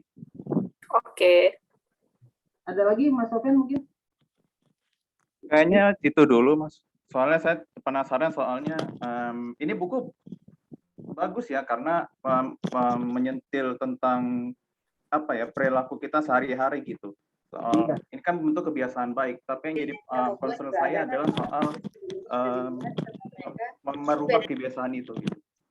Oke, baik, makasih. Ini ada satu lagi, Iren, ada yang resen lagi nih Mbak Tri Handayani. Sekalian aja ya, biar nanti kalaupun nanti dijawab sama Astri sama Mbak Susan juga nggak apa-apa sekalian. Silakan Mbak Tri Handayani, ya. Perkenalkan diri. Ya, perkenalkan nama saya Tri Handayani dari Perpustakaan Politeknik Energi dan Pertambangan Bandung. Nah, Mbak Iren mengenai buku itu, jadi apakah ada halaman dari buku itu, kalimat atau statement atau quote yang membuat Mbak Iren menjadi, oh ternyata saya harus begini gitu. Jadi apakah ada halaman yang menarik sehingga membentuk Mbak Iren menjadi berubah seperti apa yang disampaikan oleh buku tersebut. Terima kasih. Oke, terima kasih. Oke. Ada 3 penanya, Iren. Mungkin Iren juga sudah catat, cuma saya coba ulang lagi. Yang pertama adalah Mbak Gita, gimana sih Mbak Iren tuh bisa tertarik dengan salah satu buku? Apa dilihat dari judulnya atau karena terkadang kita agak berat kalau nggak judul udah langsung malas gitu. Jadi awal mula ketertarikan untuk membaca buku itu biasanya kalau Iren tuh seperti apa?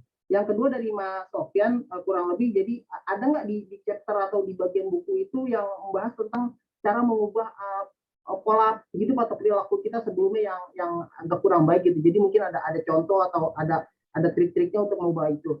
Yang berikutnya dari Mbak Tri saya catat adalah hampir mirip sih. Jadi ada halaman menarik nggak dari buku itu yang mungkin yang buat Mbak Ira tuh, oh di sini loh ada sesuatu yang luar biasa tuh di page ini atau gimana? Kurang lebih seperti itu. Silakan Mbak Ira. Coba jawab pertanyaan pertama dari Gita.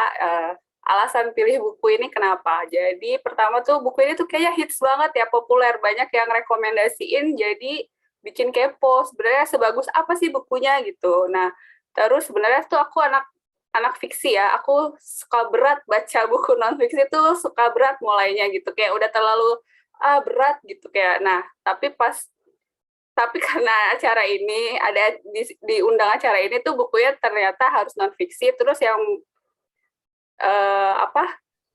karena juga banyak lihat-lihat review kayaknya bukunya menarik, jadi kepo dan akhirnya pilih buku ini untuk dibaca dan enggak nyesel, dan benar-benar bagus bukunya dan menarik banget gitu. Terus kalau untuk pertanyaan yang kedua dari Sofyan, ada nggak sih pembahasan? Ada banget, banyak. Jadi di buku ini tuh ada banyak saran-saran praktis ya buat pembaca supaya jadi kayak petunjuk ya, jadi ada banyak petunjuk pelaksanaan gitu loh. Jadi kita tuh bisa jadi selalu dibuka dengan contoh-contoh inspiratif. Jadi beneran ada sainsnya dan juga ada eksperimen yang dilakukan berhasil atau tidaknya gitu di buku ini dijelaskan. Jadi kita bisa nyontoh buat diterapkan di kehidupan sehari-hari. Nah, terus untuk yang ketiga, hal dari buku ini yang menarik itu banyak banget yang menarik. Salah satunya tadi aturan 2 menit itu, karena biasanya tadi banyak magernya ya, terus habis itu kebanyakan mikir. Nah, dengan aturan 2 menit dan contoh yang diberikan tuh kayak langsung, oh iya, kenapa sih gue ribet-ribet gitu. Yang penting tuh mulai aja dulu, kayak tagline e-commerce sebelah. Terus habis itu sih aturan 2 menit itu yang paling menarik. Jadi bisa bisa memunculkan kebiasaan memulai sesuatu itu dengan aturan 2 menit tadi gitu. Apakah terbantu jawabannya? Apakah ada lagi yang mau ditanyakan? Mbak Tri Handayani, saya rasa cukup ya, jelas ya. apa yang Terima kasih. disampaikan jawabannya sama Mbak Iren. Baik Bapak dan Ibu, ada beberapa pertanyaan di kolom chat, tapi nanti kita jawabnya biar kan karena Asri dan Iren juga tadi sudah menjawab 2 pertanyaan karena rule kita seperti itu. Nanti yang di kolom chat itu kita jawab nanti mungkin bergiliran Iren menjawab, Asri menjawab dan Mbak Susan juga sekali. Jadi biar kita nanti pas di agak diskusi terakhir ya. Saya harapkan hari ini setelah diskusi tadi itu Bapak Ibu sudah menentukan pilihan. Oh, nanti karena sesaat ini sebentar lagi kita akan tampilkan polling dari kedua buku ini, Bapak Ibu peserta sekalian tertarik di buku mana? Mungkin silakan untuk bagian pollingnya ditampilkan. Silakan ya Bapak Ibu ya, nanti itu diisi ada 2 pilihan, hyperfocus atau atomic habits. Jadi silakan. Dan sebagai informasi, kedua buku ini ada di perpustakaan Pusdiklat Perdagangan dan ada juga di perpustakaan Humas ya. Mungkin kalau untuk dari instansi Kemendak, karena secara otomatis kita daftarkan menjadi anggota perpustakaan, bisa meminjam. Mungkin untuk instansi lain karena pandemi seperti ini ya, biasanya sih kita memang open perpustakaan, jadi tapi untuk instansi lain di luar Kemendak kita bisa baca di tempat, tapi karena memang kondisinya sekarang dalam pandemi, kita tutup sementara. Jadi silakan mungkin cari sumber-sumber lain kalau memang tertarik dengan buku ini. Gimana, ada 35 partisipan, silakan. Ada 32 karena moderator dan presenter nggak vote ya. Silakan Bapak Ibu yang sisanya masih ada sekitar, ya masih berjalan terus. Mohon bantuannya untuk isi vote. Nanti kurang lebih kita tunggu 15. Gimana Bu Susan? Kita tunggunya sampai full semua persentase audiensnya yang voting atau tidak juga nggak apa-apa? Jika dalam waktu tertentu, maksudnya kalau kelamaan nunggunya dan kita sudah melihat ada hasil yang bisa dilihat, saya kira tidak apa-apa ya, tidak harus menunggu semua. Oke ya. Hanya dalam acara ini saja ya, karena kita kan juga ada keterbatasan. Betul. Baik. Silakan Bapak Ibu dimohon bantuannya. 17 dari 33 sekitar ada masih 51% presentasi yang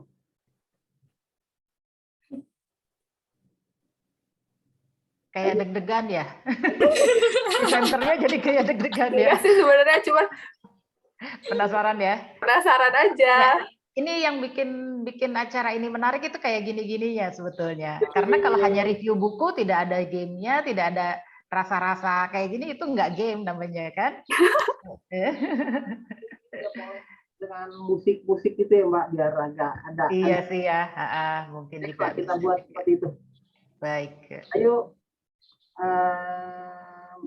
itu waktunya. Saya tunggu sampai 1 menit lagi ya, 1 menit lagi. Silakan Bapak Ibu dimulai dari sekarang, 1 menit lagi. Saya rasa nanti hampir baru 54%. Mungkin ada yang nggak di tempat lagi, dia kemana dulu gitu ya. Nah ini kalau di offline itu nggak ada nih kayak gini, karena kan kita langsung tatap muka, langsung pemungutan suara langsung dihitungkan, terlihat gitu. Nah, kalau dari online memang ya seperti ini. Oke, 57%. Mungkin nanti sekitar di atas 60 ya quorumnya ya, quorumnya. Kita tunggu sampai 60%, kalau nggak ada nanti langsung kita close, kita nyatakan champion book of the day. Baik, ini saling berkejaran ini. 30. Oke ya, saya rasa sudah 1 menit Mbak Asri dan Mbak Iren, jadi mohon maaf ini hasilnya sudah bisa dinyatakan ada pemenangnya. Jadi saya close ya polling hari ini dengan hasil 42% yang memilih hyperfocus dan 58% memilih atomic habits. Jadi book champion of the day adalah atomic habits. Masih hyperfocus nggak bagus ya, mungkin karena ini bahasanya juga yang hyperfocus juga. Jadi mungkin teman-teman gue udah ini dulu nih gitu ya. Tapi silakan buat teman-teman nanti yang tertarik kalau memang dari Kementerian Perdagangan bisa di Perpustakaan Pusdikat Perdagangan atau di Perpustakaan Biro Humas. Itu aja ya mungkin yang dari Mbak Asri dan Mbak Iren, terima kasih. Ini saya tutup pollingnya, dan yang mau ada ini saya mau akan sambil ada waktu masih ada ya, ada 2 pertanyaan, ada sekitar berapa nih pertanyaan yang masuk ke kolom chat. Ada 2 kayaknya. Nanti silakan Mbak Susan, Mbak Iren atau Mbak Asri yang mau menjawab. Yang pertama adalah dari pertanyaan dari Mbak Harisun. Alaikum. Bertanya, upaya apa yang paling efektif agar membuat orang mau minat membaca, padahal fasilitas perpustakaan sudah lengkap, baik tata ruang maupun fasilitas lainnya. Mungkin langsung dijawab, kebetulan memang dari ketiga narsum ini pustakawan semua ya, jadi mungkin silakan bisa menjawab. Dari yang paling inilah Iren, coba ya Mbak Iren. Silakan Ren. Apa nih untuk minat baca? Ya. Aduh, iya ini tuh PR sih. Karena diri sendiri juga pustakawan, tapi kadang minat bacanya on off gitu ya. Jadi emang bener-bener harus kalau misalnya suka fiksi nggak apa-apa baca fiksi. Jadi jangan takut sama omongan orang. Apaan sih lo bacanya fiksi doang ya? Kenapa? Nggak apa-apa. Yang penting kan aku baca gitu ya. Jangan remehkan fiksi gitu. Karena di fiksi juga kita bisa belajar banyak hal yang jadi di fiksi tuh ada kayak kasih tahu nih kalau misalnya ada penerawangan gitu loh misalnya, jadi ada hal-hal yang mungkin kita nggak tahu di masa depan udah diceritain di buku fiksi, jadi kayak hayalan itu bisa aja ada kejadian di dunia nyata gitu, jadi kita juga bisa belajar pokoknya dari fiksi. Jadi intinya jangan mulai aja lah, intinya kalau misalnya suka komik ya baca aja komik, nggak apa-apa gitu. Tapi ya kalau perpus khusus nggak ada komik bukunya ya, kalau fiksi sih ada, cuman gitu sih. Sama ya intinya gitu aja sih Mas, aku juga bingung apa ya yang tepat, soalnya kadang emang tergantung dari pribadi masing-masing, atau mungkin kalau misalnya itu bisa juga kayak kepo share kayak gini nih kan, jadi tahu nih ternyata buku ini tuh ada isinya tuh gini-gini, jadi kayak ada spoiler dikit, nah terus dari spoiler sedikit itu bisa jadi kepo gitu, jadi bisa memantik kekepoan, jadi kayak gitu loh.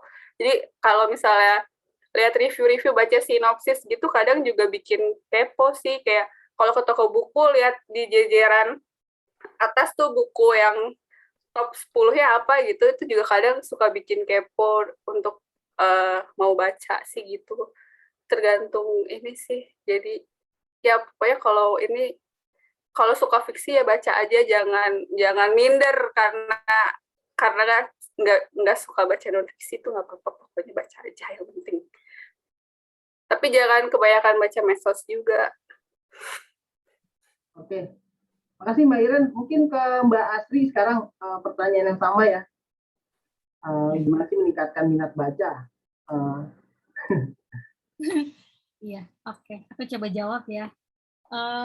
Emang ini tugas yang nggak mudah sih kalau menurutku. Kita para pustakawan, jadi pustakawan di negara yang minat bacanya katanya tidak tinggi. Ini emang tugas yang sangat berat kalau menurut aku, dan emang nggak mudah, sama sekali nggak mudah gitu. Dan minat baca itu nggak bisa orang udah gede, udah dewasa, baru di kayak stimulasi untuk suka baca. Itu emang sangat berat sekali gitu, apalagi untuk kita yang bekerja di perpustakaan yang melayani orang-orang dewasa, bukan di perpustakaan anak. Kalau di perpustakaan umum atau perpustakaan anak, mungkin kita bisa kayak lebih mudah ya buat program-program yang membuat mereka bisa lebih berminat sama bacaan-bacaan. Kalau untuk usia dewasa itu emang cukup menantang, challenging gitu. Pertama kita sadari itu, emang itu nggak mudah gitu. Dan kita terima itu, ya udah emang nggak mudah gitu. Tapi kita bisa tetap melakukan usaha kecil kita, dan jangan patah semangat, jangan remehkan usaha-usaha kecil kita, dimulai dari diri kita sendiri. Terus kalaupun misalnya kita udah kayaknya udah nyoba segala macam ini itu, tapi kok masih susah juga ya coba sabar aja gitu.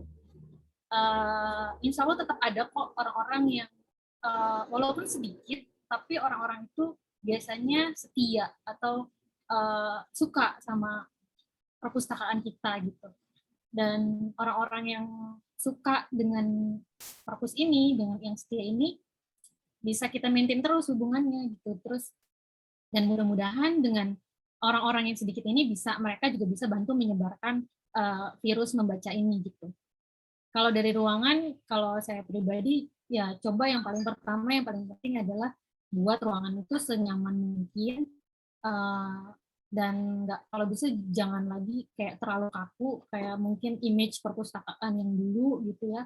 Terus sekarang orang-orang suka Instagramable, kayaknya kalau udah Instagramable, yang penting menarik orang dulu untuk datang. Dan mudah-mudahan dari situ mereka mulai tertarik dengan baca bukunya. Terus kalau salah satu tips yang saya lakukan ini di background saya ini ada nih ya, ada satu rak. Itu satu rak buku baru, ini semua di display di sini. Ini cukup banyak sih. Kalau dulu kan raknya sedikit ya, yang rak display kayak cuma display berapa buku. Nah ini tuh benar-benar kayak buku baru 2 tahun belakangan ditaruh di sini. Jadi ketika ada orang datang, bukunya yang masih bagus-bagus yang di sini, dan biasanya buku-buku bestseller gitu. Jadi orang juga langsung tertarik aja dulu, walaupun kadang mereka juga minjem nggak tahu bacanya kapan gitu. Sama sih, saya juga biasanya gitu juga gitu. Ya nggak apa-apa. Dan dimulai dari kita sendiri, kita juga usahain baca. Dan kalau saya biasanya juga sharing di sosial media saya kalau saya suka baca, dan ingetin lagi orang-orang untuk buku ini menarik, buku ini bagus gitu, ayo kita baca gitu sih, dimulai dari hal-hal yang kecil. Kurang lebih itu deh, itu kayak jawaban saya. Oke, terima kasih Mbak Astri atas jawabannya. Bu Susan simpan dulu jawabannya, nanti Bu Susan sekaligus nanti closing aja, karena nanti sekaligus nge-review dari 2 biblioteker tadi.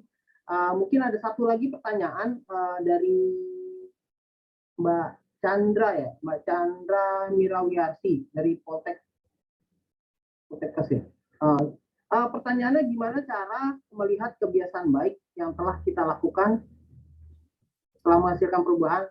Soalnya kadang merasa sudah berusaha melakukan kebiasaan baik tapi malah mengecewakan diri sendiri gitu. Jadi kayak kok gue merasa bersalah, gimana tuh? Udah kayaknya sih mungkin gitu ya, niat baik seseorang jadi gimana sih? Jadi silakan Mbak Astri menginterpretasikan pertanyaan. Aku kurang jelas sih Mas sebenarnya, maksudnya lebih dikasih contoh realnya gitu gimana gitu. Gimana cara melihat kebiasaan baik yang telah kita lakukan setelah menghasilkan perubahan. Jadi kita udah melakukan kebiasaan baik, terus kita ini kebiasaan baik kita udah menghasilkan perubahan nggak sih gitu. Tapi di sisi lain kita ngerasa kok ini kok jadi mengecewakan diri sendiri gitu. Jadi mungkin ada sesuatu dari kebiasaan baik kita itu yang kita korbankan dari mungkin dari rasa, dari apa gitu ya. Nangkap nggak ya? Kurang lebih mungkin kalau Mbak Chandranya mau open mic sih lebih ini ya, lebih terkonfirmasi pertanyaannya. Jadi tapi saya interpretasinya seperti itu. Oke ya. Iya. Coba dijawab aja, nanti mungkin jawabannya mungkin benar atau Anda setengah benar. Ya, kalau dari buku ini tuh emang kalau kebiasaan apalagi yang kecil itu tuh emang hasilnya atau perubahannya tuh nggak langsung, jadi kayak butuh waktu. Makanya tadi disuruh konsisten kan, supaya jadi kayak misalnya punya uang 10.000 sekarang, belum jadi orang kaya kan sekarang, tapi kalau setiap hari ditabung 10.000, nah mungkin nanti tahun 2030 udah berapa tuh duitnya, apalagi kalau diinvestasiin, nah pasti jadi orang kaya deh tuh. 20 tahun lagi. Nah, aku bingungnya di sini adalah sudah melakukan kebiasaan baik, tapi malah mengecewakan diri sendiri. Itu kenapa dia jadi kecewa gitu? Aku bingungnya. Sama, aku juga belum nangkep di situ. Kenapa kecewa ya? Mungkin kalau yang dari Iren ilustrasikan gitu, jadi ngambil uang 30.000 atau uang recehnya tadi itu uang anaknya. Gitu, kamu gitu. Sambil ini aja kita sambil ini mungkin Mbak Chandra juga apa yang dijawab Iren sudah sedikit terwakilkan lah dari pertanyaannya. Mbak Asri mungkin silakan. Iya, mungkin aku juga menangkap sama kayak Mas Ihsan tadi ya. Mungkin kita udah berusaha melakukan yang terbaik, tapi mungkin kadang kita terlalu keras sama diri kita. Mungkin gitu ya. Iya. Iya. Mungkin kalau menurut aku ya kalau kita udah mulai merasa itu kita terlalu keras, kita refleksi diri lagi gitu. Apakah yang kita lakukan ini udah benar? Apakah emang udah sesuai dengan value yang mau kita bawa gitu? Dan kalau menurut aku ya, prinsip aku di dunia ini nggak ada perbuatan baik yang sia-sia. Perbuatan baik yang kita lakukan, walaupun kita kayaknya belum tahu manfaatnya sekarang gitu, tapi dia nggak akan sia-sia di waktu yang akan depan, di waktu yang di masa yang akan datang itu pasti akan kita baru merasakan manfaatnya. Gitu. Tuanya belakangan. Sangat luar biasa Mbak Asri. Jadi kita ada Mama Dede.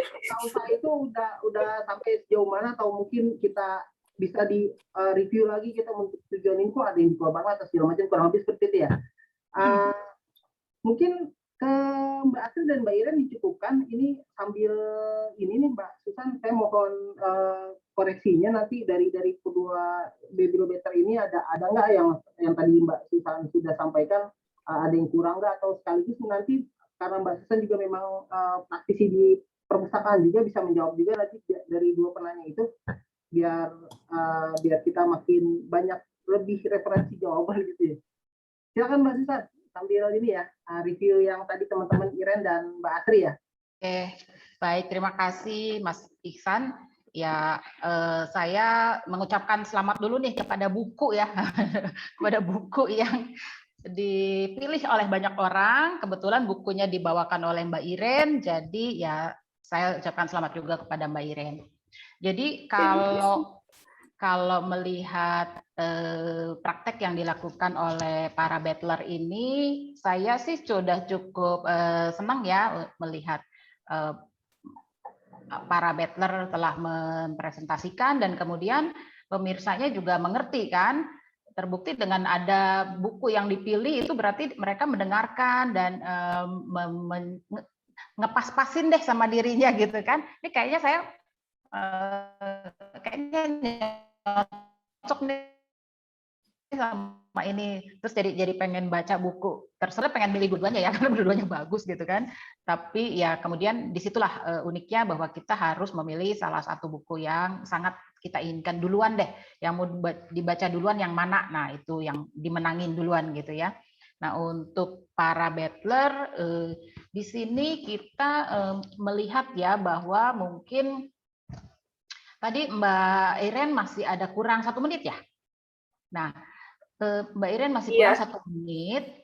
Itu kalau memang bisa dimaksimalkan dipakai untuk presentasi itu sangat baik. Tapi juga kita lihat di sini bahwa walaupun ternyata Mbak Iren kurang dari 5 menit, masih kurang 1 menit dalam menyampaikan, toh bukunya menang juga.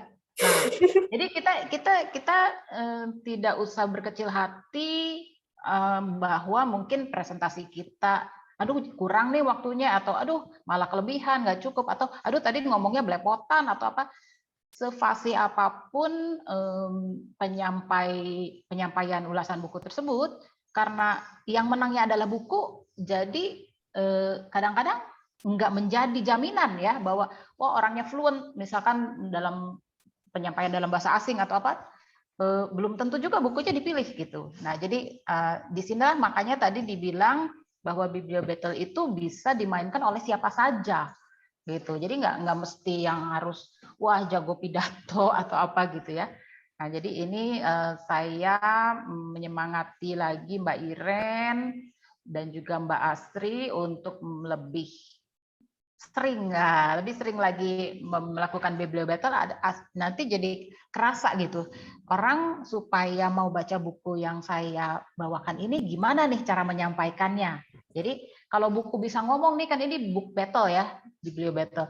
Buku itu teriak-teriak nih, baca saya dong gitu. Nah, buku yang lain juga bilang, saya yang lebih bagus nih, ayo baca saya. Nah, karena bukunya nggak bisa ngomong, ini dimediasi oleh para battler ini gitu. Untuk penyampaian tadi juga sudah disebutkan ada deskripsi bibliografis buku. Jadi misalkan tebalnya sekian ratus halaman. Jadi orang tuh bisa ngebayangin buku setebal itu saya mau nggak ya bacanya gitu. Nanti jangan-jangan ada juga yang milih, saya cuma mau milih buku yang tipis aja deh. Yang paling pengen saya baca adalah buku yang tipis karena saya nggak bisa nih baca yang tebal-tebal. Ya nggak salah juga ya. Nggak harus juga gitu bahwa buku yang tebal atau tipis yang dipilih, tapi yang memang sesuai dengan minat ini aja audiens gitu. Itu tadi sudah disebutkan pengarang, judul juga ya. Mungkin kalau pustakawan mungkin kadang-kadang ngecek nih, ini ada daftar bibliografinya nggak nih bukunya. Kalau buku akademis, buku ilmiah, siapa nih penulisnya, ada referensinya nggak, itu boleh aja sih dibilangin juga misalnya ya kayak gitu. Untuk memperkuat gitu, ini buku ini bagus gitu karena referensinya ada berapa puluh misalnya gitu. Nah, itu boleh disampaikan juga. Lalu apalagi ya, secara umum sih sudah baik. Nanti kalau sering berpraktek saya kira akan menemukan ya gayanya sendiri ya. Kadang-kadang ada juga yang sampai berpuitis yang mungkin suaranya mengikuti emosi dia gitu ya. Emosi dalam buku itu misalkan ada pernyataan kemarahan ya, dia mungkin si battlernya bisa juga menyampaikan dengan nada seperti orang sedang marah atau apa, itu mungkin akan lebih menarik juga gitu. Lalu apalagi kalau pengaturan waktu tadi saya kira cukup. Nah, nanti juga pemirsa akan menjadi terbiasa untuk bertanya ya segera setelah pemaparan dilakukan dan dia masih penasaran. Itu biasanya kalau udah biasa main bibliobattle atau akan sering banyak yang langsung mengangkat tangan ingin bertanya gitu ya. Nah, kemudian saya kira untuk presentasi dari para battler karena ini Mbak Irin baru pertama ya? Atau iya, baru pertama. Nah, pertama aja sudah bisa kan gitu ya. Jadi teman-teman yang lain atau pustakawan yang lain juga pasti bisa. Kenapa saya bilang seperti ini?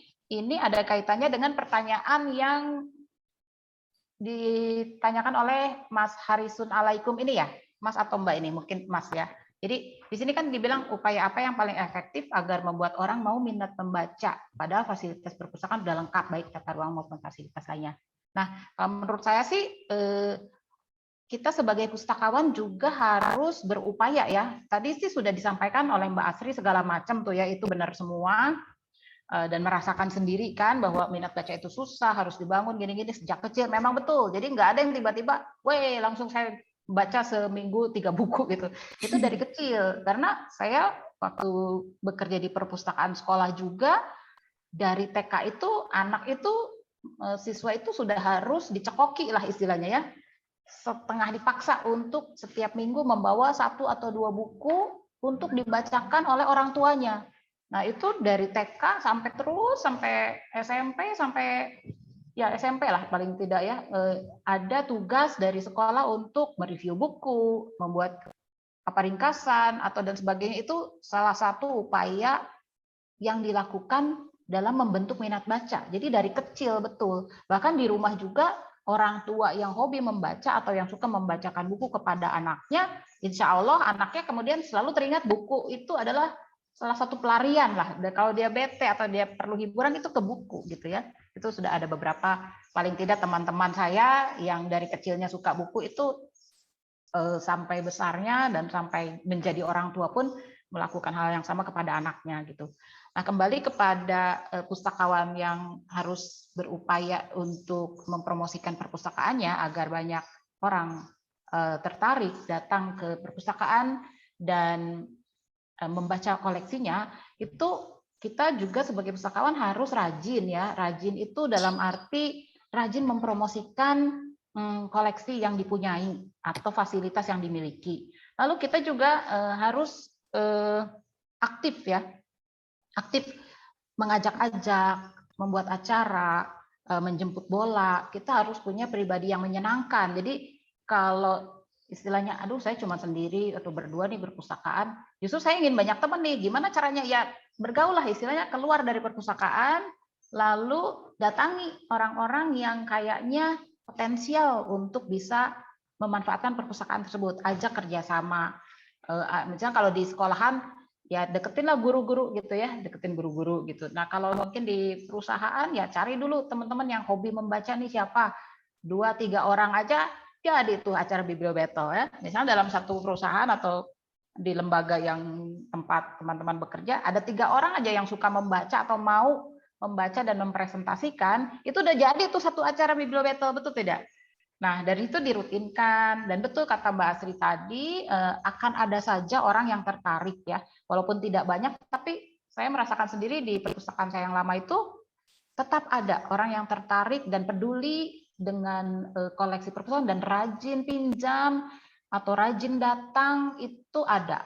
Ya, dan dia akan terus bertahan ya, walaupun lewat dari 2 tahun 3 tahun saya punya pemustaka yang seperti itu. Jadi itu yang kita pegang juga. Itu kalau bisa kita ajak jadi bikin acara tuh. Itu kan salah satu cara kita untuk meraih pemustaka ya. Lalu juga ya bekerja sama dengan pihak lain ya, mungkin dengan sesama pustakawan atau guru tadi, dosen ya. Itu sangat bisa, mudah-mudahan kita bisa saling membantu dengan itu. Nah, cuman memang sekarang ini banyak terdistraksi dengan adanya gadget atau koleksi digital ya, sehingga orang tidak merasa perlu datang ke perpustakaan. Tapi kemudian kita ubahlah tadi fungsi perpustakaannya enggak cuma buat baca dan belajar. Ya, adain acara tadi ya, adain acara atau mungkin mau pesta ulang tahun di perpustakaan, yang nggak apa-apa juga sih menurut saya ya, asal jangan merusak bukunya atau nggak ketumpahan makanan minuman misalnya. Nah di acara arisan atau ulang tahun di perpustakaan, mengapa tidak? Nanti selipkan tuh promosi-promosi kita. Selagi acara-acara itu kita sampaikan ada buku baru, mungkin ada fasilitas apa. Lama-lama orang juga, oh ada itu ya, oh boleh deh kapan-kapan ke sini gitu. Ya paling tidak kita sudah menyampaikan ya.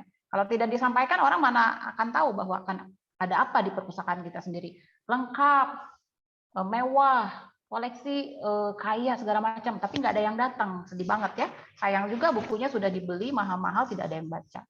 Nah, jadi sama seperti tadi Asri sampaikan juga, mungkin bisa melalui media sosial juga, buku apa yang dibaca, itu paling tidak dikasih tahu deh melalui media sosial, karena itu sudah yang paling untuk saat ini ada media yang mudah, murah, meriah ya, dan efektif juga. Baik, mungkin untuk pertanyaannya itu apa lagi yang ini ya yang belum terangkum tadi? Yang pertanyaan kedua sudah dijawab ya tadi Asri sama Mbak Iren ya. Udah ya. Untuk melihat kebiasaan baik yang telah dilakukan telah menghasilkan perubahan. Saya kira kalau perubahan itu terlihatnya oleh orang lain ya. Jadi mungkin harus punya seseorang yang istilahnya yang mengawasi kita nih.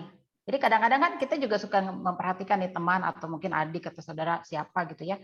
Kok belakangan kamu jadi rajin sih, bla bla bla bla gitu. Nah itu kan juga perubahan ya, yang tadinya nggak rajin sekarang jadi rajin. Nah gitu mungkin dengan kata lain kalau saya sih saya akan tanya kepada seseorang yang dekat, saya sedang melakukan perubahan nih. Kamu bisa nggak ngelihat apakah saya sudah berhasil melakukan perubahan nih, ada perubahan nih sedikit aja gitu dari ini. Kenapa? Karena ya saya merasa saya sudah berusaha nih ingin berubah.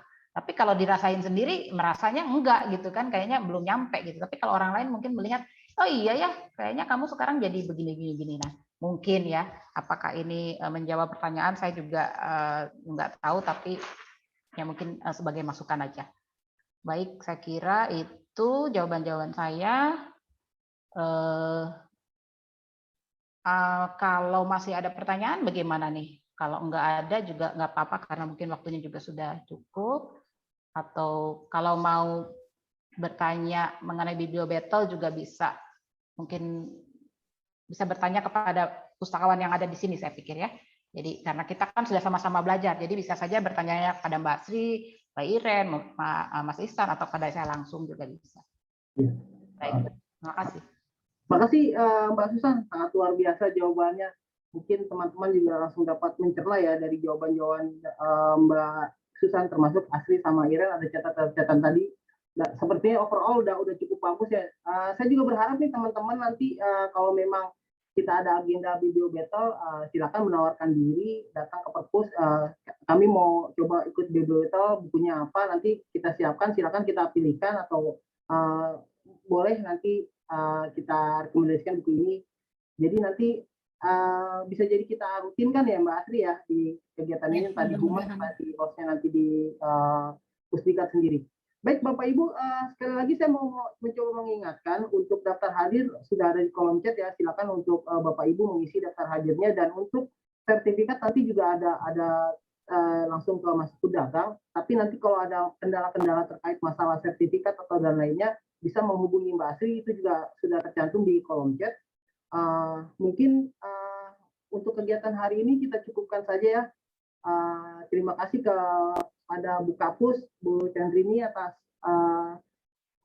keikutsertaannya sampai akhir, dan Mbak Iren, Mbak Asri juga, dan terutama ke Mbak Susani, terima kasih banyak atas pengetahuan yang telah diberikan. Teman-teman semua yang udah ikut berpartisipasi, baik menanya, baik ikut poin tadi, baik ikut dalam sampai di akhir di acara kegiatan ini, saya haturkan terima kasih banyak. Mudah-mudahan kita nanti dapat lebih meningkatkan kegiatan acara-acara kita secara rutin. Mungkin mudah-mudahan pandemi ini segera berakhir, kita juga nanti akan bisa melakukan acara secara tatap muka. Kurang lebih mungkin seperti itu.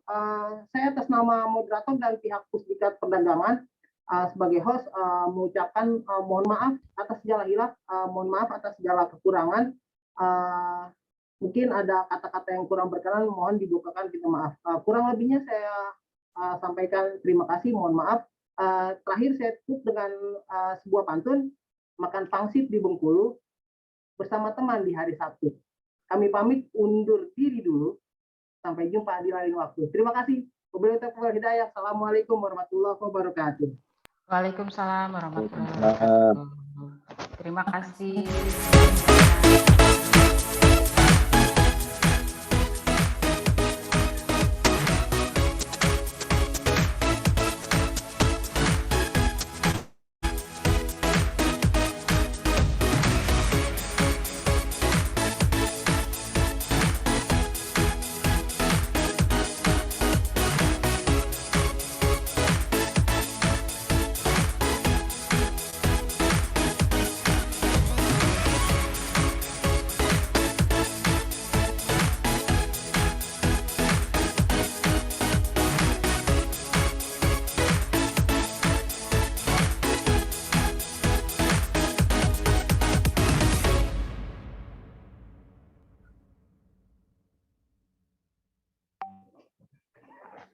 Udah ya. Terima kasih ya, Mbak Sri, Mbak Iren, Mas Ihsan, teman-teman yang hadir. Semoga kita bisa bersilaturahmi di lain waktu ya. Saya lihat juga ada beberapa teman yang saya kenal. So, mudah-mudahan kita bisa terus bersosialisasi dengan Video Battle. Hore. Terima kasih ya. Ya. Ya. Baik. Mbak Susan, makasih banyak. Ya, sama-sama. Sama teman-teman LMS.